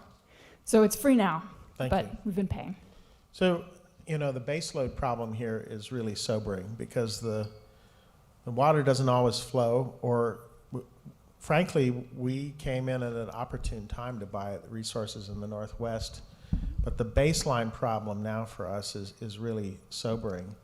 And if we're actually interested in changing what's going on with climate, we should be celebrating the fact that Western states, those states to the north and the west of us, are now moving off of coal. And yeah, they're going to take their local resources as is appropriate. So our ability to get a hold of this energy at any reasonable price is, my understanding is, it's going away, right? So that was 50% when we started, and that was remarkable. But we ought to be celebrating the fact that coal plants on the Western grid are retiring. That's a global warming mitigation benefit for sure. I'll share my story of nuclear this once and be done with it. I was a student in Sweden in 1979, and in March of that year, 3 Mile Island went up, and I, along with many of my classmates, took to the streets in Gothenburg to demand that the government in Sweden phase out nuclear power, and sooner rather than later. And they said, well, it'll take us till 2010. And we thought that was a long time, but the next year the Swedish parliament voted to do that. And subsequent to that, we had Chernobyl and we had Fukushima. And then sometime in the last decade or two, Swedes and other people in the world recognized that this enormous threat of global warming. And the Swedes changed position. At this point, in 2010, the Swedes decided they would actually replace old nuclear with new nuclear plants, so they changed their policy. They didn't phase out. And at this point, 2/3 of the country, of the population of Sweden, I would argue perhaps a better educated country than our own, support nuclear because they realize that there's something even more vital, and that is combating global warming. So I would say that I support studying all of this. We're not if we do take a nuclear allocation, nuclear, right, not nuclear, thank you. We're not building a new nuclear power plant. We're simply taking an allocation for which we're already paying. And while it might be controversial to put on our label, I just remind everybody that we have had such effect as community choice energy agencies on moving to a different model here, that PG&E will find an outlet for this nuclear power. And if we're already paying for it and it's free, it sure would be worth studying. And we can test and educate and help folks who struggle with this, as I once would have certainly, to think about whether this is an appropriate thing to do, right? So I'm appreciative of staff for queuing up all these things. I'm interested to know more about geothermal as well. And to Mark Bauer's point, I think we ought to understand with our organics diversion goals, if you go to many of our facilities, we have a real problem of disposing of waste, and maybe we ought to look at biogas and biomasses as well. So those are my thoughts about this, and I really appreciate staff taking this on, and I appreciate for fellow board members this could be a very challenging subject. Great. Let's go to Nancy, and then I have Courtney and Howard. If you can keep your general comments to a couple minutes, and then yes, so there's 4 of you. Did you say so 4? Couple minutes Couple, each. okay. And then we could take these one at a time if you want to just take a straw hand vote. Yeah. So why don't we go ahead and take the comments, and then we'll do a straw vote at the end. Nancy. Okay. Yeah, thank you. I am also in favor of looking at all of the options. I'm not sure how valuable it is to look at the current state, but I guess for due diligence, the baseline is a baseline, so maybe we need to look at that. I also echo Melody's request to add, to include what the labeling would look like, and also to explore with the possibility of maybe selling the nuclear, accepting the nuclear portions, but maybe selling it on down the line so it actually doesn't show up on our label. So I would definitely like to look at that option as well. And then lastly, I don't know, maybe we could follow up with Mark, but some of us here serve on the Recycling and Waste Reduction Commission, so perhaps it might be a wise suggestion to get the 2 staffs talking and maybe have some presentations about super local energy production using biomass and biogas, because I think that's got some merit, and I know Sunnyvale's working on that. So that is my comment. I do support looking at all the options, except maybe for the baseline. Yes, Kirsch. One of our requests is to utilize, one of our requests is to see where the board is in terms of allowing us to use geothermal power. So as you're getting comments, it'll be useful to hear that too. Right, so to the points, I'm okay with the levels of service as stated by staff. The targets look fine to me. The geothermal looks fine, as I mentioned, with both portfolios 1 and 2 as described. And But just to clarify, put a fine point on it. The 2 things, geothermal, if the board is okay with this, we will most likely be bringing you a long-term PPA in December of 2019 for your approval. So, Yeah. And then in addition to that, we will be modeling geothermal for our long-term portfolio also. so I'm going to cut to the chase then, if you don't mind, and you're welcome to continue with comments. But on item 1 about the RPS levels, show of hands, is everyone all right with the what's listed, the maintenance to 2026, and then going to 60% by 2030? So which is the state requirements. Anyone against? So are you okay with us continuing on with? Oh, yeah. Okay. So anyone not? Okay. So one, yes. So staff recommendation, folks good with that? Okay, great. Number 2, so this is the question about geothermal. So is it 2 parts, would you say, the December 2019 decision and then the long term, or is it a package, both? Do you want both, or? I think it'll be, well, maybe it's clearer to do as separate ones. Okay. So we plan on bringing the PPA December 2019, so I'd like to get a thumbs up on that. And that's a short term? It'll be a long-term. No, it'll be Long-term contract. it's going to be a long-term one, but just from a timing standpoint, Got it. it's coming in, and given that initially in the early days, the board did not consider geothermal, we want to make sure that we're still heading in the right track there. Yes, Mariko. Just a question of clarification. So, Monica, you mentioned that there's 2 different technologies Right. now. So in December, are we seeing one versus the other? Do we have a preference that we can state?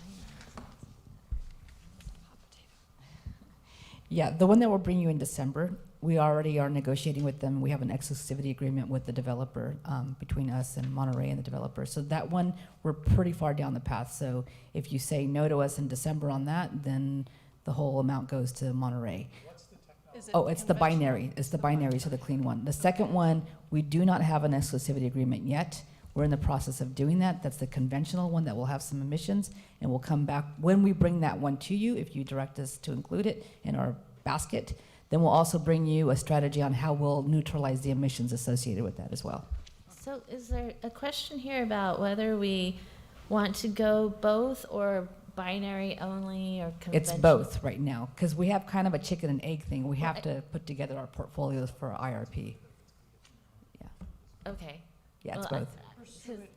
Pursue it in general or not. I think the direction Okay. is, if the board is not willing to pursue greenhouse, geothermal because of its slight potential for greenhouse gas emissions, even with the offsets we have available, then staff needs that direction now so that we can continue negotiating the contract with Monterey and the provider. So that's why we're doing this tonight. So the one that they're looking at is the carbon-free. Right. So Right. hopefully we can say yes to that. But And then the this, other what if one's this, coming this back. second half is not a project, we can get the analysis before the project would come to us. So I think we can say yes to Sorry. doing the analysis on that. Okay. Yeah. Elaine, did you have? Sorry, I just wanted to clarify that for the IRP modeling, the geothermal, if you're looking at conventional, you are going to also have a strategy for neutralizing that Yes. in the model? Okay. Yes. Okay, so in light of that, are those okay with the staff recommendation? Okay, I think or do you have any concerns for those who didn't raise your hands, or? I'm an alternate, so I'm assuming I'm not voting. Oh, I think this is a workshop. Count me in there, yeah, all right. Oh, you're good. Okay. All right, great. Thank you. So then, and then finally, number 3, the modeling. So, okay, so are we good? So, I'm not good with this stuff. The third one Okay, is the good. nuclear option. So I think, the nuclear option. No. let me make just a couple comments on these. I think staff gave just a couple of things, and I think that probably everybody can agree that staff should include the modeling of free hydro in all the shopping carts where it's appropriate. And then On the question of nuclear, I think Nancy landed on a very valid spot, which is you probably want to model what would it be to accept the nuclear and then turn around and sell it. And then I think we should add another model in someplace, and maybe it's more than one, that I put down as BioX, be it gas or whatever. And so it would actually add, if you did all these permeations, 2 or 3 more modeling shopping carts. Grocery carts. Grocery carts. But I think those would be the practical ones to model. Everything you had, plus the free hydro, plus the nuclear, plus the option of selling the nuclear, and as appropriate, wherever the BioX fit into the matrix. Agreed. Go show of hands. So those who agree with Howard, I think we're good. Yes, so at this point, I'll open it back up to Courtney. No, I don't need to say a thing. I think we've already touched on everything. Yes, Nancy, you want to finish up? I believe there may be room in our formal agenda to actually make motions and whatnot, so, and formally respond to the workshop input. So, for those of you, Howard, who had long things, maybe write those down while you still remember them, and we can maybe bring it to the board meeting in about 5 minutes or whatever, however long it is. 45 minutes. Great, okay. So Nancy, you saying motion now? No, later. I think it's not agendized, but I think it might be later, so. I did write them down, so point at me if you want. I'm just stating that there could be some more formality later this evening, some action kind of When we things. open it up at the regular meeting, you can propose a motion. And we can vote on it. Good, and done it. Yeah, I appreciate all the work staff has done. I think you really present everything so that we can understand it. I do think that we should keep in mind the climate movement that's out there, which is only going to get stronger as more people concerned about the climate come forward. And whatever we do, we have to constantly stay on top of that and make sure that we are headed in the right direction on that. Thank you. Any other comments? No? Okay, I think we're good then. So we'll I'll just call on you, Howard, when in our regular meeting, and we can take a formal vote if that helps staff. So, great. All right, thank you. We're going to break now for dinner, I believe. Yeah. We'll start our regular meeting at 7.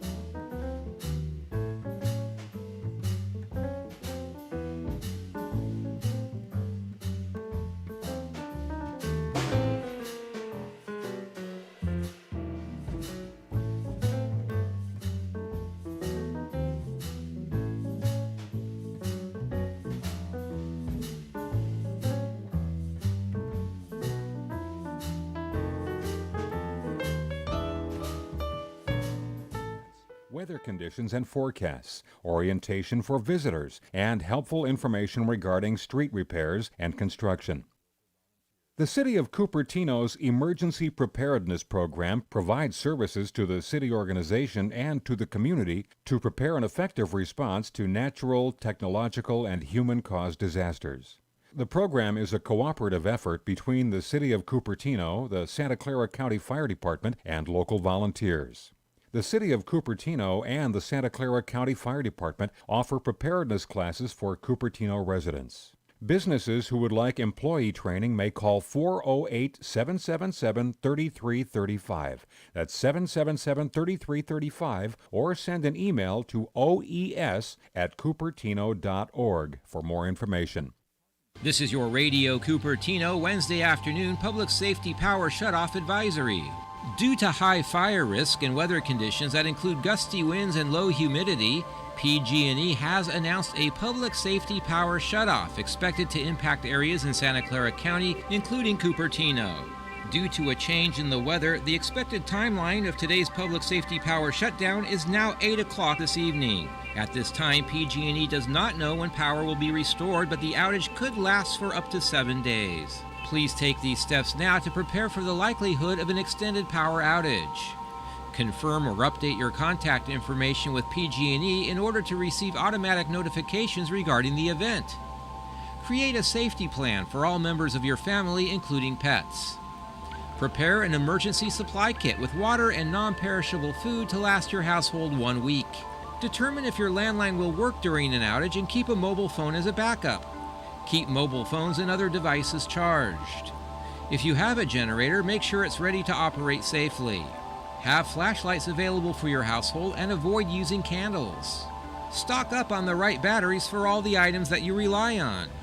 Keep cash on hand and a full tank of gas. ATMs and gas stations may not be available during an extended outage. Learn how to manually open your garage door or any other door that operates with electricity. During an outage, unplug or turn off appliances, equipment, and electronics to avoid damage caused by possible power surges. Leave on a single lamp to alert you when power is restored. Typically, your refrigerator will keep food cold for about 4 hours. Your freezer will keep its temperature for about 48 hours. Also, please check on your neighbors. The Monte Vista Arc, located at 22620 Stevens Creek Boulevard at the Monte Vista Fire Station, has been activated as a resource that residents can go to for more information during daytime hours. Again, the address of the Monte Vista Arc is 22620 Stevens Creek Boulevard. For more information on the Public Safety Power Shutoff event, including the latest impact area maps, please visit PG&E's website at pge.com/PSPS. That's pge.com/PSPS. Please note that PG&E is experiencing high volumes of traffic to their website, so some pages may have trouble loading. And stay tuned to Radio Cupertino for the latest local information regarding this Public Safety Power Shutoff event. During an extended power outage, it is important to have small battery-powered electronic devices on hand to make calls, provide safety, and keep informed.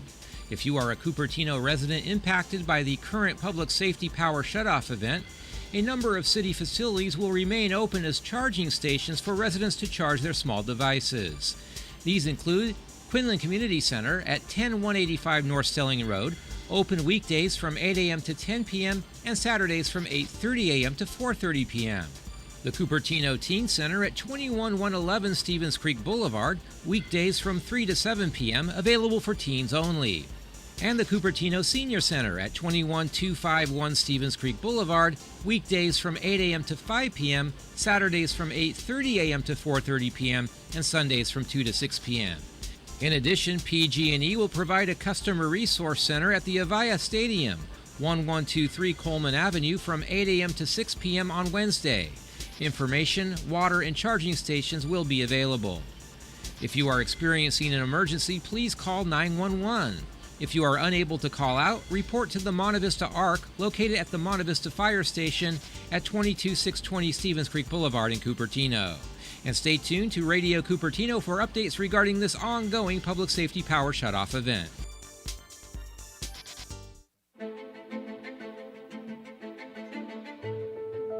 Profile America, Wednesday, October 9th. October is Polish American Heritage Month, celebrating a people that numbered among America's first settlers years before the Plymouth Pilgrims. The first Polish migrants joined the Jamestown, Virginia settlement in 1608 and worked as glassmakers. One of the nation's Revolutionary War heroes was a Polish officer, who is also honored this month. General Kazimierz Pulaski served under George Washington, organizing and leading the American cavalry. There are about 9 million people of Polish ancestry in America today, and some 535,000 speak Polish at home. The largest Polish-American communities are in New York City and Chicago. You can find more facts about America's people, places, and economy from the American Community Survey at census.gov.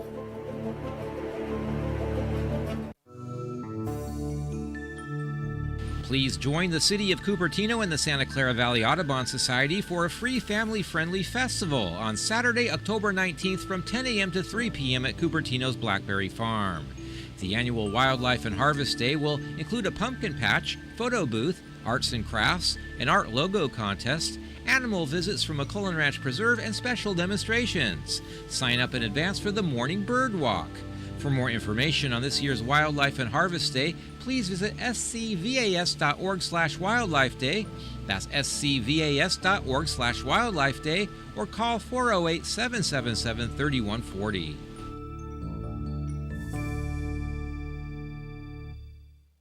The city's compost site is open once again for bulk compost pickup on Friday and Saturday mornings from 8 to noon at no charge. Compost pickup is available as long as it doesn't rain at the Stevens Creek Quarry site on Stevens Canyon Road across from the dam. No appointments are necessary. Only city residents can use this program, so please bring your proof of residency. For more information about compost pickup, call 408-777-1320. Wear your favorite Halloween costume and dance the night away. Monster Mash is a kid-friendly Halloween party for parents and children 11 years and under. Come dressed in your favorite costume and spend the evening playing games, dancing, trick-or-treating, and making spooky crafts. This spooktacular event takes place Friday, October 25th from 7 to 9 p.m. at the Quinlan Community Center. Register now at bit.ly/monstermash19. That's bit.ly/monstermash19, or call 408-777-3120. Problem isn't going away unless we all do our part to stop it. So if you see someone who's about to drive after drinking, get the keys. Don't leave it up to anyone else. Friends don't let friends drive drunk. A public service announcement brought to you by RAD, the National Association of Broadcasters, and the Ad Council. In 50 feet, turn left. Why are you driving so slowly? After a few drinks, I'm taking it slow. Well, you're not fooling the cop behind you. What? Get ready to pay in 0.1 miles. Getting pulled over for buzz driving could cost you around $10,000 in fines, legal fees, and increased insurance rates. Nothing kills a buzz like getting pulled over for buzz driving, because buzz driving is drunk driving. Brought to you by the National Highway Traffic Safety Administration and the Ad Council. The Cupertino Chamber of Commerce and the Asian American Business Council are proud to present the 17th Annual Diwali Festival of Lights, Saturday, October 12th at Memorial Park. This free multicultural event is a showcase of music, dance, arts and crafts, fun, frolic, and food. Admission and parking are free. This year's festival features an expanded program of activities and performances from 11 a.m. to 6 p.m. For more information, visit the Chamber of Commerce website at cupertino-chamber.org/Diwali or call 408-252-7054. The annual Hidden Treasures fundraiser is the perfect opportunity to shop for those one-of-a-kind holiday gifts with the added benefit of supporting a worthy cause. This year's event will take place on Thursday, October 24th from 9 a.m. to 2 p.m. at the Cupertino Senior Center. Sale items include knickknacks, kitchenware, glassware, holiday decor, fine clothing, jewelry, fine china, toys, purses, antiques, dolls, baskets, crafts, hand knits, and much more. Proceeds from Hidden Treasures benefit the Senior Center's case management program for at-risk seniors and the Stay Active Fund that provides assistance and offsets the cost for Senior Center membership and classes. For more information, please visit our website at cupertino.org or contact Jason Bazali at 408-777-3127.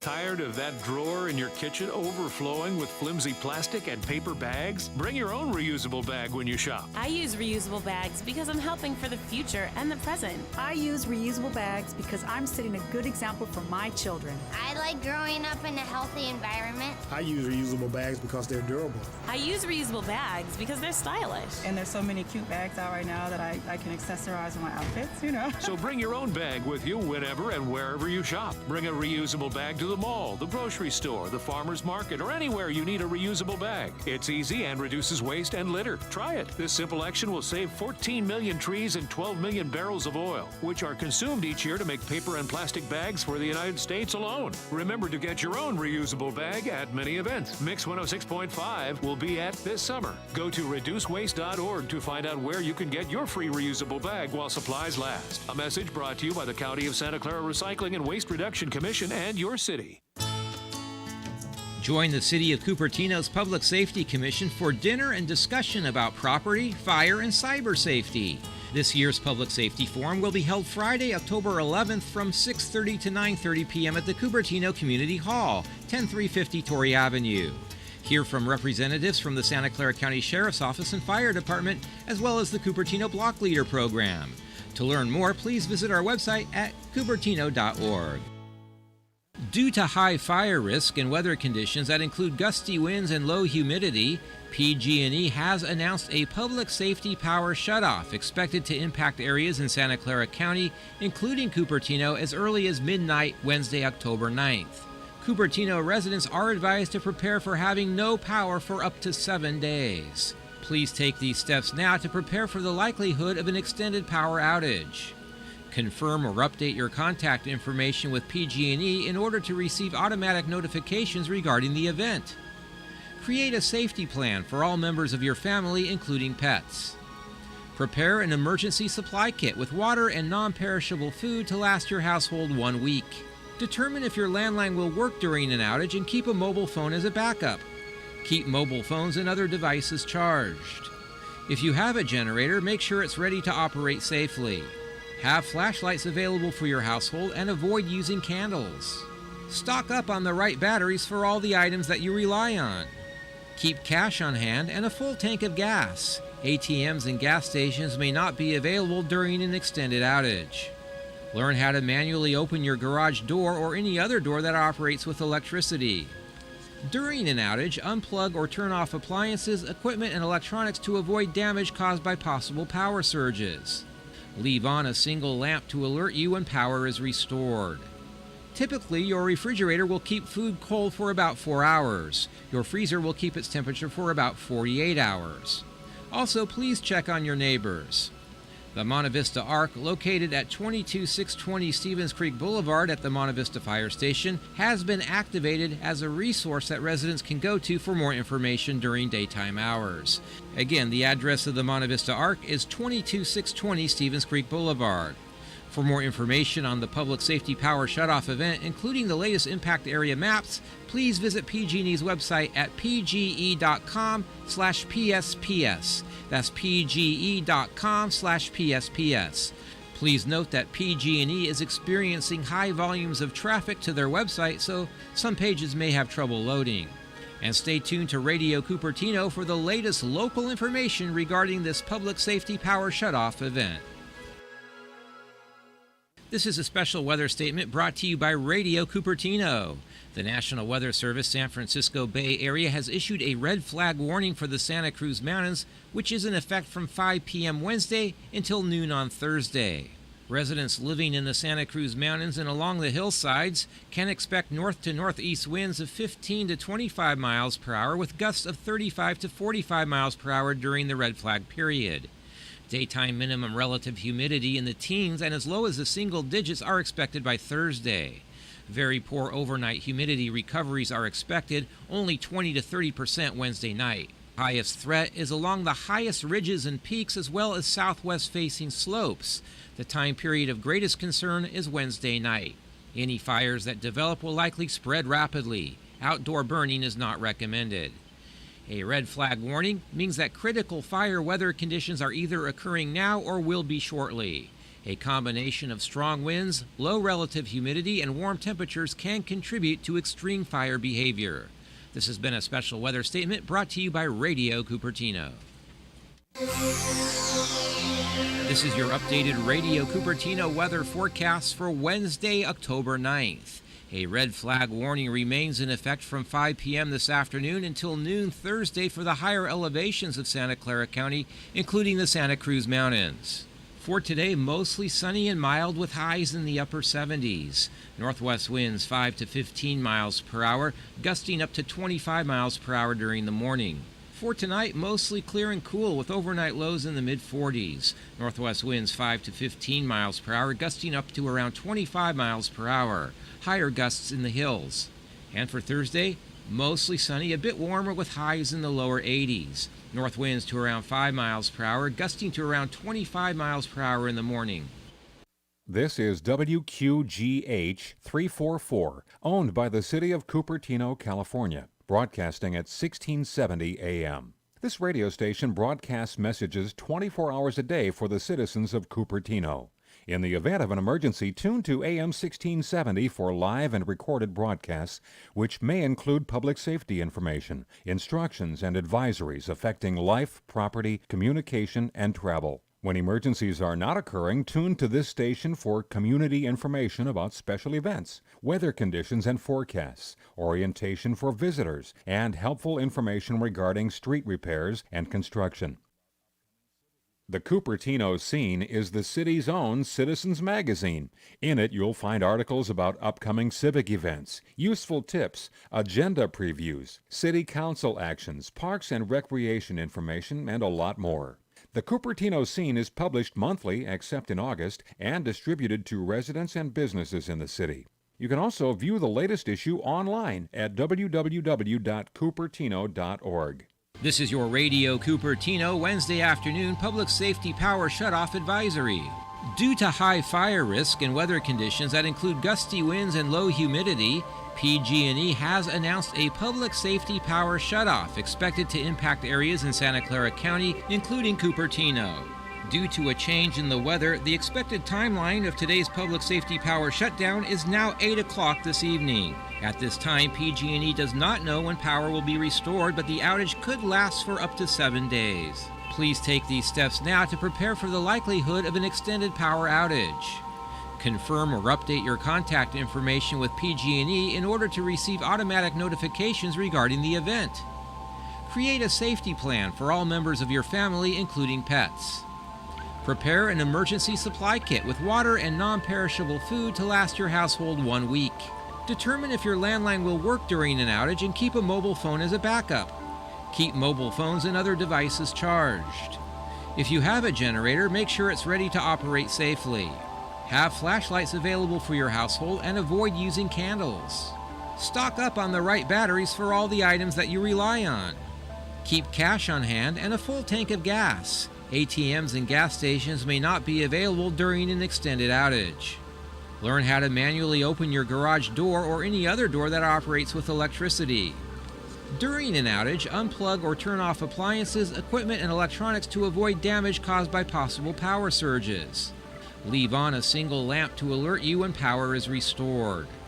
Typically, your refrigerator will keep food cold for about 4 hours. Your freezer will keep its temperature for about 48 hours. Also, please check on your neighbors. The Monte Vista Arc, located at 22620 Stevens Creek Boulevard at the Monte Vista Fire Station, has been activated as a resource that residents can go to for more information during daytime hours. Again, the address of the Monte Vista Arc is 22620 Stevens Creek Boulevard. For more information on the Public Safety Power Shutoff event, including the latest impact area maps, please visit PG&E's website at pge.com/PSPS. That's pge.com/PSPS. Please note that PG&E is experiencing high volumes of traffic to their website, so some pages may have trouble loading. And stay tuned to Radio Cupertino for the latest local information regarding this public safety power shutoff event. During an extended power outage, it is important to have small battery-powered electronic devices on hand to make calls, provide safety, and keep informed. If you are a Cupertino resident impacted by the current public safety power shutoff event, a number of city facilities will remain open as charging stations for residents to charge their small devices. These include Quinlan Community Center at 10185 North Stelling Road, open weekdays from 8 a.m. to 10 p.m. and Saturdays from 8:30 a.m. to 4:30 p.m. The Cupertino Teen Center at 21111 Stevens Creek Boulevard, weekdays from 3 to 7 p.m., available for teens only. And the Cupertino Senior Center at 21251 Stevens Creek Boulevard, weekdays from 8 a.m. to 5 p.m., Saturdays from 8:30 a.m. to 4:30 p.m., and Sundays from 2 to 6 p.m. In addition, PG&E will provide a customer resource center at the Avaya Stadium, 1123 Coleman Avenue, from 8 a.m. to 6 p.m. on Wednesday. Information, water, and charging stations will be available. If you are experiencing an emergency, please call 911. If you are unable to call out, report to the Monte Vista ARC, located at the Monte Vista Fire Station at 22620 Stevens Creek Boulevard in Cupertino. And stay tuned to Radio Cupertino for updates regarding this ongoing public safety power shutoff event.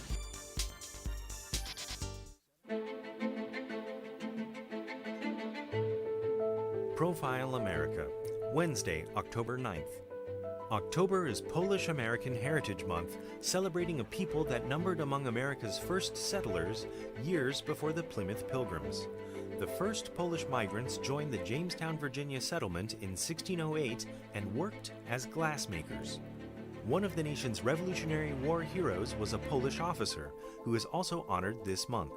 General Casimir Pulaski served under George Washington, organizing and leading the American cavalry.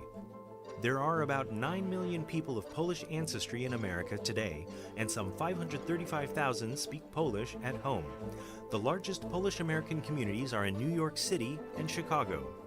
You can find more facts about America's people, places, and economy from the American Community Survey at census.gov.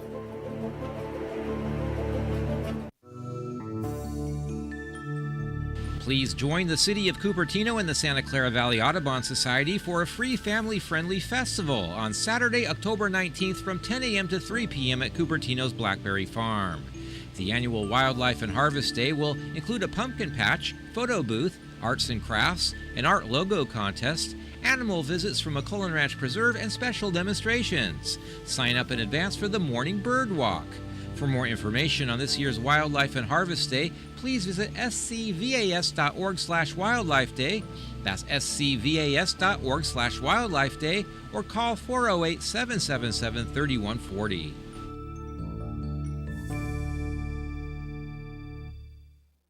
The city's compost site is open once again for bulk compost pickup on Friday and Saturday mornings from 8 to noon at no charge. Compost pickup is available as long as it doesn't rain at the Stevens Creek Quarry site on Stevens Canyon Road across from the dam. No appointments are necessary. Only city residents can use this program, so please bring your proof of residency. For more information about compost pickup, call 408-777-1320. Wear your favorite Halloween costume and dance the night away. Monster Mash is a kid-friendly Halloween party for parents and children 11 years and under. Come dressed in your favorite costume and spend the evening playing games, dancing, trick-or-treating, and making spooky crafts. This spooktacular event takes place Friday, October 25th from 7 to 9 p.m. at the Quinlan Community Center.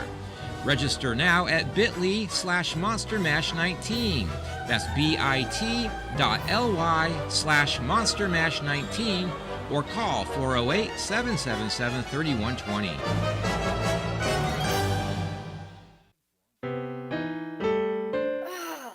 Steven. Who said that? Me, down here. Ugh, what are you, a yellow booger? I'm a banana slug, Steven. Well, what are you doing in my room? I'm your sense of adventure. Don't you remember me? Don't you know that we miss you? Miss me? Who misses me? You know, all your friends in the forest. The trees, the pond, that little fort that you made out of branches. We all miss you. Mom took me to the forest last year. I'm a slug, Steven. It took me a long time to get here. Oh, I guess that makes sense. The forest is not that far away. Have an adventure today. I'm sure your mom would take you. You're right. I should get out. I want to have fun. Play in puddles, catch frogs, and climb trees. Hey, Mom! Yeah, hon?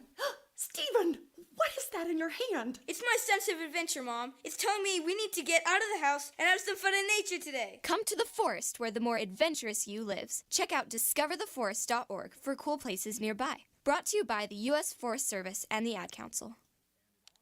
Chris, you're not acting like a grown-up in our relationship. Am too. There's your comic book collection, the race car bed. I'm young at heart, but I put money into my 401k every paycheck. I'm taking control over my financial life, and that feels pretty grown up to me. Put away a few bucks, feel like $1 million. For free ideas and easy ways to save, go to feedthepig.org. That's feedthepig.org. Are those footy pajamas? This message brought to you by the American Institute of Certified Public Accountants and the Ad Council. The Cupertino Chamber of Commerce and the Asian American Business Council are proud to present the 17th Annual Diwali Festival of Lights, Saturday, October 12th at Memorial Park. This free multicultural event is a showcase of music, dance, arts and crafts, fun, frolic, and food. Admission and parking are free. This year's festival features an expanded program of activities and performances from 11 a.m. to 6 p.m. For more information, visit the Chamber of Commerce website at cupertino-chamber.org/Diwali or call 408-252-7054. The annual Hidden Treasures fundraiser is the perfect opportunity to shop for those one-of-a-kind holiday gifts with the added benefit of supporting a worthy cause. This year's event will take place on Thursday, October 24th from 9 a.m. to 2 p.m. at the Cupertino Senior Center. Sale items include knickknacks, kitchenware, glassware, holiday decor, fine clothing, jewelry, fine china, toys, purses, antiques, dolls, baskets, crafts, hand knits, and much more. Proceeds from Hidden Treasures benefit the Senior Center's case management program for at-risk seniors and the Stay Active Fund that provides assistance and offsets the cost for Senior Center membership and classes. For more information, please visit our website at cupertino.org or contact Jason Baseload at 408-777-3127.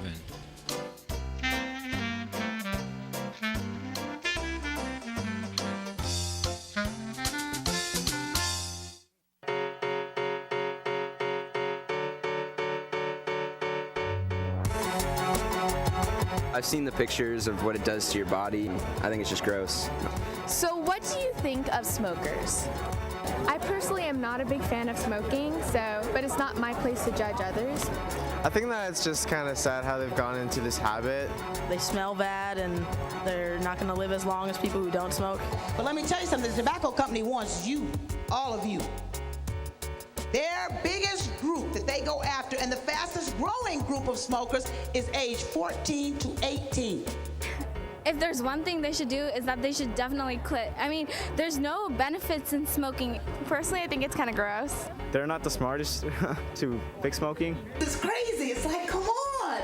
They kill people. No tobacco. Brought to you by the Cupertino Teen Commission. Join the City of Cupertino's Public Safety Commission for dinner and discussion about property, fire, and cyber safety. This year's Public Safety Forum will be held Friday, October 11th from 6:30 to 9:30 p.m. at the Cupertino Community Hall, 10350 Torrey Avenue. Hear from representatives from the Santa Clara County Sheriff's Office and Fire Department, as well as the Cupertino Block Leader Program. To learn more, please visit our website at cupertino.org.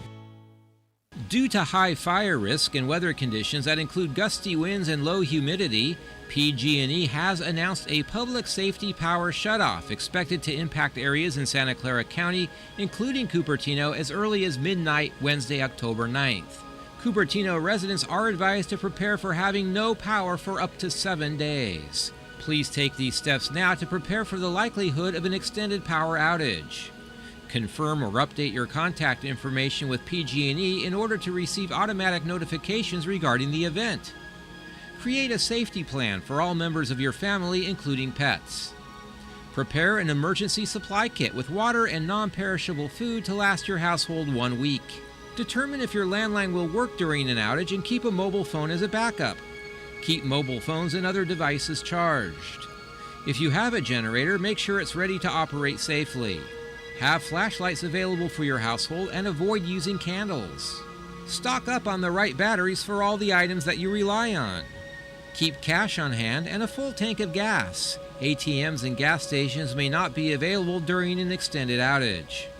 Learn how to manually open your garage door or any other door that operates with electricity. During an outage, unplug or turn off appliances, equipment, and electronics to avoid damage caused by possible power surges. Leave on a single lamp to alert you when power is restored.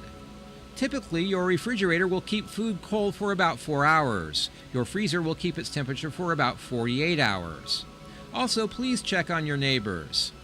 The Monte Vista Arc, located at 22620 Stevens Creek Boulevard at the Monte Vista Fire Station, has been activated as a resource that residents can go to for more information during daytime hours.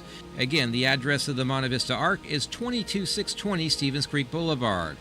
For more information on the Public Safety Power Shutoff event, including the latest impact area maps, please visit PG&E's website at pge.com/PSPS. That's pge.com/PSPS. Please note that PG&E is experiencing high volumes of traffic to their website, so some pages may have trouble loading. And stay tuned to Radio Cupertino for the latest local information regarding this Public Safety Power Shutoff event. This is a special weather statement brought to you by Radio Cupertino. The National Weather Service San Francisco Bay Area has issued a red flag warning for the Santa Cruz Mountains, which is in effect from 5 p.m. Wednesday until noon on Thursday. Residents living in the Santa Cruz Mountains and along the hillsides can expect north to northeast winds of 15 to 25 miles per hour with gusts of 35 to 45 miles per hour during the red flag period. Daytime minimum relative humidity in the teens and as low as the single digits are expected by Thursday. Very poor overnight humidity recoveries are expected, only 20 to 30% Wednesday night. Highest threat is along the highest ridges and peaks as well as southwest-facing slopes. The time period of greatest concern is Wednesday night. Any fires that develop will likely spread rapidly. Outdoor burning is not recommended. A red flag warning means that critical fire weather conditions are either occurring now or will be shortly. A combination of strong winds, low relative humidity, and warm temperatures can contribute to extreme fire behavior. This has been a special weather statement brought to you by Radio Cupertino. This is your updated Radio Cupertino weather forecast for Wednesday evening, October 9th. A red flag warning remains in effect for the Santa Cruz Mountains until noon Thursday. For tonight, mostly clear and cool with overnight lows in the mid-40s. Northwest winds 5 to 15 miles per hour, gusting to around 25 miles per hour, with even higher gusts likely in the hills. And for Thursday, sunny in the morning, then becoming partly cloudy. Slightly warmer Thursday with highs around 80 degrees. North winds to around 15 miles per hour, gusting up to 20 miles per hour during the morning. This is WQGH 344, owned by the City of Cupertino, California, broadcasting at 1670 AM. This radio station broadcasts messages 24 hours a day for the citizens of Cupertino. In the event of an emergency, tune to AM 1670 for live and recorded broadcasts, which may include public safety information, instructions, and advisories affecting life, property, communication, and travel. When emergencies are not occurring, tune to this station for community information about special events, weather conditions and forecasts, orientation for visitors, and helpful information regarding street repairs and construction. The City of Cupertino's Emergency Preparedness Program provides services to the city organization and to the community to prepare an effective response to natural, technological, and human-caused disasters. The program is a cooperative effort between the City of Cupertino, the Santa Clara County Fire Department, and local volunteers. The City of Cupertino and the Santa Clara County Fire Department offer preparedness classes for Cupertino residents. Businesses who would like employee training may call 408-777-3335. That's 777-3335, or send an email to oes@cupertino.org for more information. This is your Radio Cupertino Wednesday afternoon public safety power shutoff advisory. Due to high fire risk and weather conditions that include gusty winds and low humidity, PG&E has announced a public safety power shutoff expected to impact areas in Santa Clara County, including Cupertino. Due to a change in the weather, the expected timeline of today's public safety power shutdown is now 8 o'clock this evening. At this time, PG&E does not know when power will be restored, but the outage could last for up to 7 days. Please take these steps now to prepare for the likelihood of an extended power outage. Confirm or update your contact information with PG&E in order to receive automatic notifications regarding the event. Create a safety plan for all members of your family, including pets. Prepare an emergency supply kit with water and non-perishable food to last your household 1 week. Determine if your landline will work during an outage and keep a mobile phone as a backup. Keep mobile phones and other devices charged. If you have a generator, make sure it's ready to operate safely. Have flashlights available for your household and avoid using candles. Stock up on the right batteries for all the items that you rely on. Keep cash on hand and a full tank of gas. ATMs and gas stations may not be available during an extended outage. Learn how to manually open your garage door or any other door that operates with electricity. During an outage, unplug or turn off appliances, equipment, and electronics to avoid damage caused by possible power surges. Leave on a single lamp to alert you when power is restored. Typically, your refrigerator will keep food cold for about 4 hours. Your freezer will keep its temperature for about 48 hours. Also, please check on your neighbors. The Monte Vista Arc, located at 22620 Stevens Creek Boulevard at the Monte Vista Fire Station, has been activated as a resource that residents can go to for more information during daytime hours.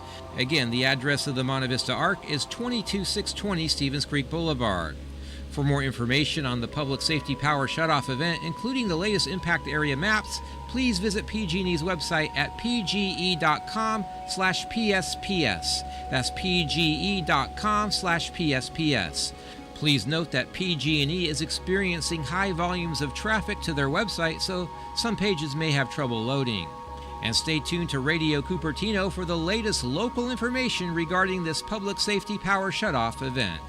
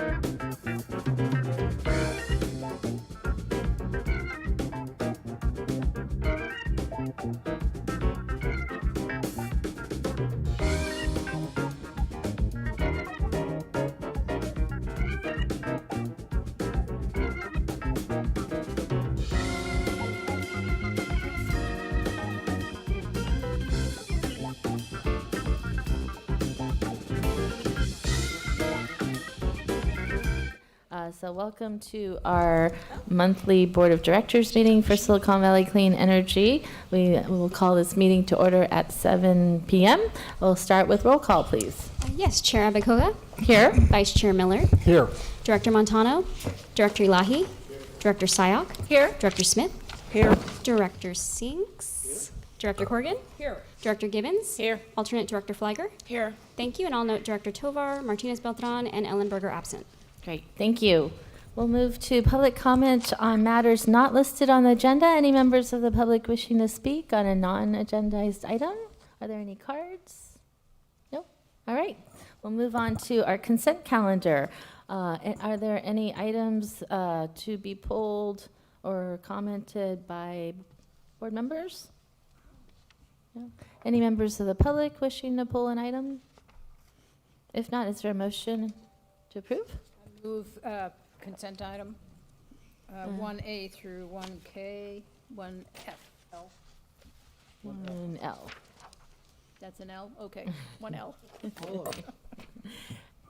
Is there a second to the motion? All right, so motion by Member Gibbons, second by Member Smith. Any other discussion? All those in favor, aye. Aye. Opposed? Abstentions, motion carries unanimously. We go to the regular calendar, and we'll start with the CEO's report. Mr. Balachandran. Thank you, Chair Abikoga. So on the legislative and regulatory side, we covered most of the regulatory issues at our workshop, the IRP issues and the allocation issues. On the legislative side, the ad hoc ledge committee will be meeting on October 21. We'll be looking at your legislative platform. Oh, 22. I wasn't sure what this was, but thank you. So October 22, and then we'll be bringing you the legislative platform shortly thereafter. The last part of my CEO update is to introduce our newest employee, Michaela Pippin, as she's coming up to speak to you. She joined SVC as our new communications specialist. She studied public relations and public administration at CSU Fullerton, and we are very excited to have her be the newest member of our team. Thank you. Hello, I'm Michaela Pippin. As Garish said, I am the new communications specialist. I am very excited. I recently graduated from Cal State Fullerton with a double major in public relations and public administration with the intention of working in sustainability. Being in Fullerton, it was all about lifestyle and Hollywood, so it was really refreshing to come back to the Bay Area and find that there are these amazing jobs available. So, thank you.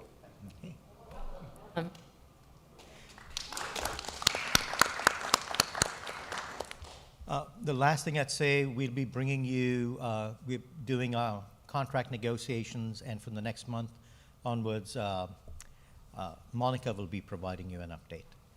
That's the end of our report, my report. Great, thank you. Are there any questions? Any members of the public wishing to speak on this, on the CEO's report? No? If not, thank you. We'll move on to the third item, our workshop. Any follow-up from the workshop? Did you have some opening comments? The workshop, thank you very much for your feedback. I think we've got some very clear direction. As was suggested at the workshop, maybe a motion to memorialize that direction would be helpful for staff. Great. And Vice Chair, do you happen to have a motion? I have one in mind. Let's see if we can figure, it probably sounded better before, but hopefully it sounds the same. So, I would like to move that we accept the staff recommendation on RPS. I would move further that we accept the staff recommendation on geothermal. We are good to move forward with the binary project. We would like to see that potentially in December. And then on geothermal in general, we'd like it to be part of the plan that you model, including offsets, so that we end up with a carbon-free geo situation. And then on the issue of which shopping carts we'd like you to model, we like all the carts that you have, but we would also like to include the free hydro in cart 1 and in cart 2, so maybe it's a cart 1 plus and a cart 2 plus. And then on the nuclear, we'd like that modeled as well with the option of selling the nuclear, so it would be out of our portfolio. And then as appropriate, we'd like you to put in, I called it BioX, but biogas and biomass as appropriate to model. Great, thank you. So we have a motion from the Vice Chair and a second from Director Smith. Yes, let me open it up to the public. Any comments from the public on this item, a motion? No? If not, I'll bring it back. Any comments? Just to clarify, the motion would be to study nuclear as either putting it on RPCL or selling it. Right. Thank you. Both of those. Both of those. Got it. And I believe, just to memorialize the conversation here publicly, that we also wanted to see the net effects of removing the yeah, I totally forgot about that. Go ahead, finish. Let me see if I can. Removing the nuclear from the PG&E content label, what effect it'll have on our label and on the PG&E label. Yeah, I think the label question was applicable to all the shopping carts. Yes. What's the approximation of what we think our power label is going to look like on each shopping cart, in addition to the prices? Great. Any other questions, comments on the motion? If not, all those in favor? Aye. Opposed? Abstentions? Motion carries unanimously. Thank you. We'll move on to board member announcements and direction on future agenda items. Do we have any announcements or agenda requests? Yes, Mr. Thanks. I wanted to commend John Supp and the Silicon Valley Clean Energy. They put in a really impressive presentation at the Rotary Club last Wednesday, and as a result, there seems to be interest from some people in Los Gatos even to take a look at it. So we'll see how that goes. If I Thank can you. tag on to his comments, I'd also like to commend John Supp for his presentation to the City of Los Altos Hills, which had our meeting on REACH codes since we met last, and I'm excited to say we are moving forward. So there. Well, Director Montano. So on that note, I wasn't aware that you guys do presentations at different clubs. So I belong to the Kiwanis Club. Would you be willing to do a presentation there? Sure. Okay, great. Thank you. Over here, yes. Director Gibbons. And I was just going to thank staff for an excellent panel on the REACH codes last week. It was really phenomenal guest speakers, excellent discussions, very informative, and I just really appreciate the effort and energy that it took to put something that comprehensive together. And I also thought it spoke really well of our staff to have the kind of connections, to get the kind of people that came there. was really impressive. So thank you for a very well done job. Yes, thank you. Yes, Vice Chair. Oh, just part of the theme that there's a lot of new people here. I want to thank staff for, and this will sound weird, but I want you to think about what I'm saying, right? Okay. For all the presentations. They have shown up in my school and presented to the 5th graders on Earth Day. They show up at all of our city events and host tables to inform people. Staff has shown up for working with our staff on the REACH codes, and I want to thank them in advance because we're going to have our discussion in just a couple days. For those who've adopted it, I'm wondering how many have adopted something with respect to no natural gas in new construction? Kind of. And we'll be considering it in November. So it's being considered by Here. Excellent, Yeah, thank you. same here. Yes. Oh, thank you. So one of the things somebody in our Sustainability Commission talked about is the idea that gas is such a part of cooking in many places where our residents are from. For me too, okay? And I don't know if it's appropriate for us to be scheduling some cooking demonstrations with induction cooking. I keep referring people to that talk that Panama Bartholomew did, and I say, go to this minute and take a look. He talks about cooking for 10 minutes and why, and really motivating the change. But I'm wondering if, you know, it might not make sense to do some sessions to help people be more open to the idea that you don't need to cook with gas. We need a demo kitchen. We need to well, have exactly, something right? set And up. so I don't know. Isn't that the future fit home that we're talking about? Yeah. So we are going to be having a cooking demo this Saturday. This is not a setup. I just want you to. Pretty impressive. Could you do it a little faster? Thank you for organizing that in the last 15 seconds. We have phenomenal staff. It's the Bay Area Home Electrification Expo at the San Jose, I believe it's at the Tech Interactive. So it's a tech museum in San Jose. Cool. And we are co-sponsoring that. And I believe there's one tomorrow also. Oh, see, faster. I don't know if it's possible if you know, even an amateur taking a video of some really eloquent speaker talking about it. I mean, Panama really did it, but any of this stuff we put out, you know, that we can share on social media, I think helps the conversation. So the other thing I wanted to mention is I was at a class taught by Professor Severin Borenstein of the Haas School of Business and Economics and James Bushnell from Davis.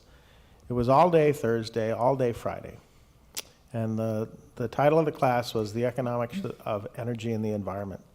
And I would commend this class to anybody who really wants a look at how we are viewed and how the energy markets are playing out in California. I found it extremely useful, and I also noted we had a couple of SV staff members there as well. Javed was there, a staffer from, the chair and a staffer from Peninsula as well. But I learned a whole heck of a lot, and I think it's important for us to see how we are players and how we are viewed. And frankly, some of the opinions expressed by Professor Bushnell were somewhat challenging of CCAs. And so I think being in dialogue with these folks who are very influential at the state level is critical.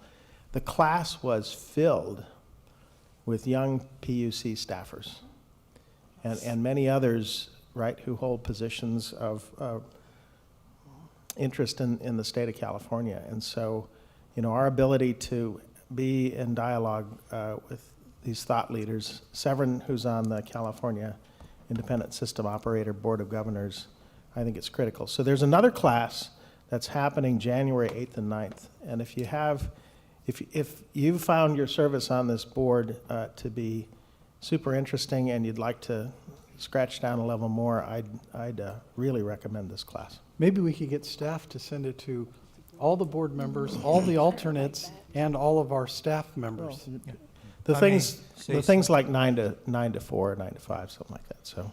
So this invite did go out to all the board members. so Yes. 2 accepted, so now we'll send this as soon as the official notice comes out to all the board members again. Following up with Director Sinks's comment about Professor Bushnell, we have initiated outreach to him, and we have a contact through Cal CCA who studied with him, and so we're going to set up a meeting. Great. So, thank you. Great, thank you. Anyone else? Well, I was waiting for the reach code competition. Mountain View will be deciding on October 22nd. Nice. And we're going further than SBC's recommendation, actually, and staff is recommending mandating all electric except for single-family homes. And that one, I would like to push it further, but the catch is ovens or stoves and then fireplaces. And I think fireplaces is something, well, we talk about it at the Air District where we encourage replacing wood burning with natural gas, but even that emits carbon, so maybe it's time to let go of fireplaces. But these are emotional issues, so we'll see what kind of response we get. But I think are we going to be the first one? I was told we're going to be the first one.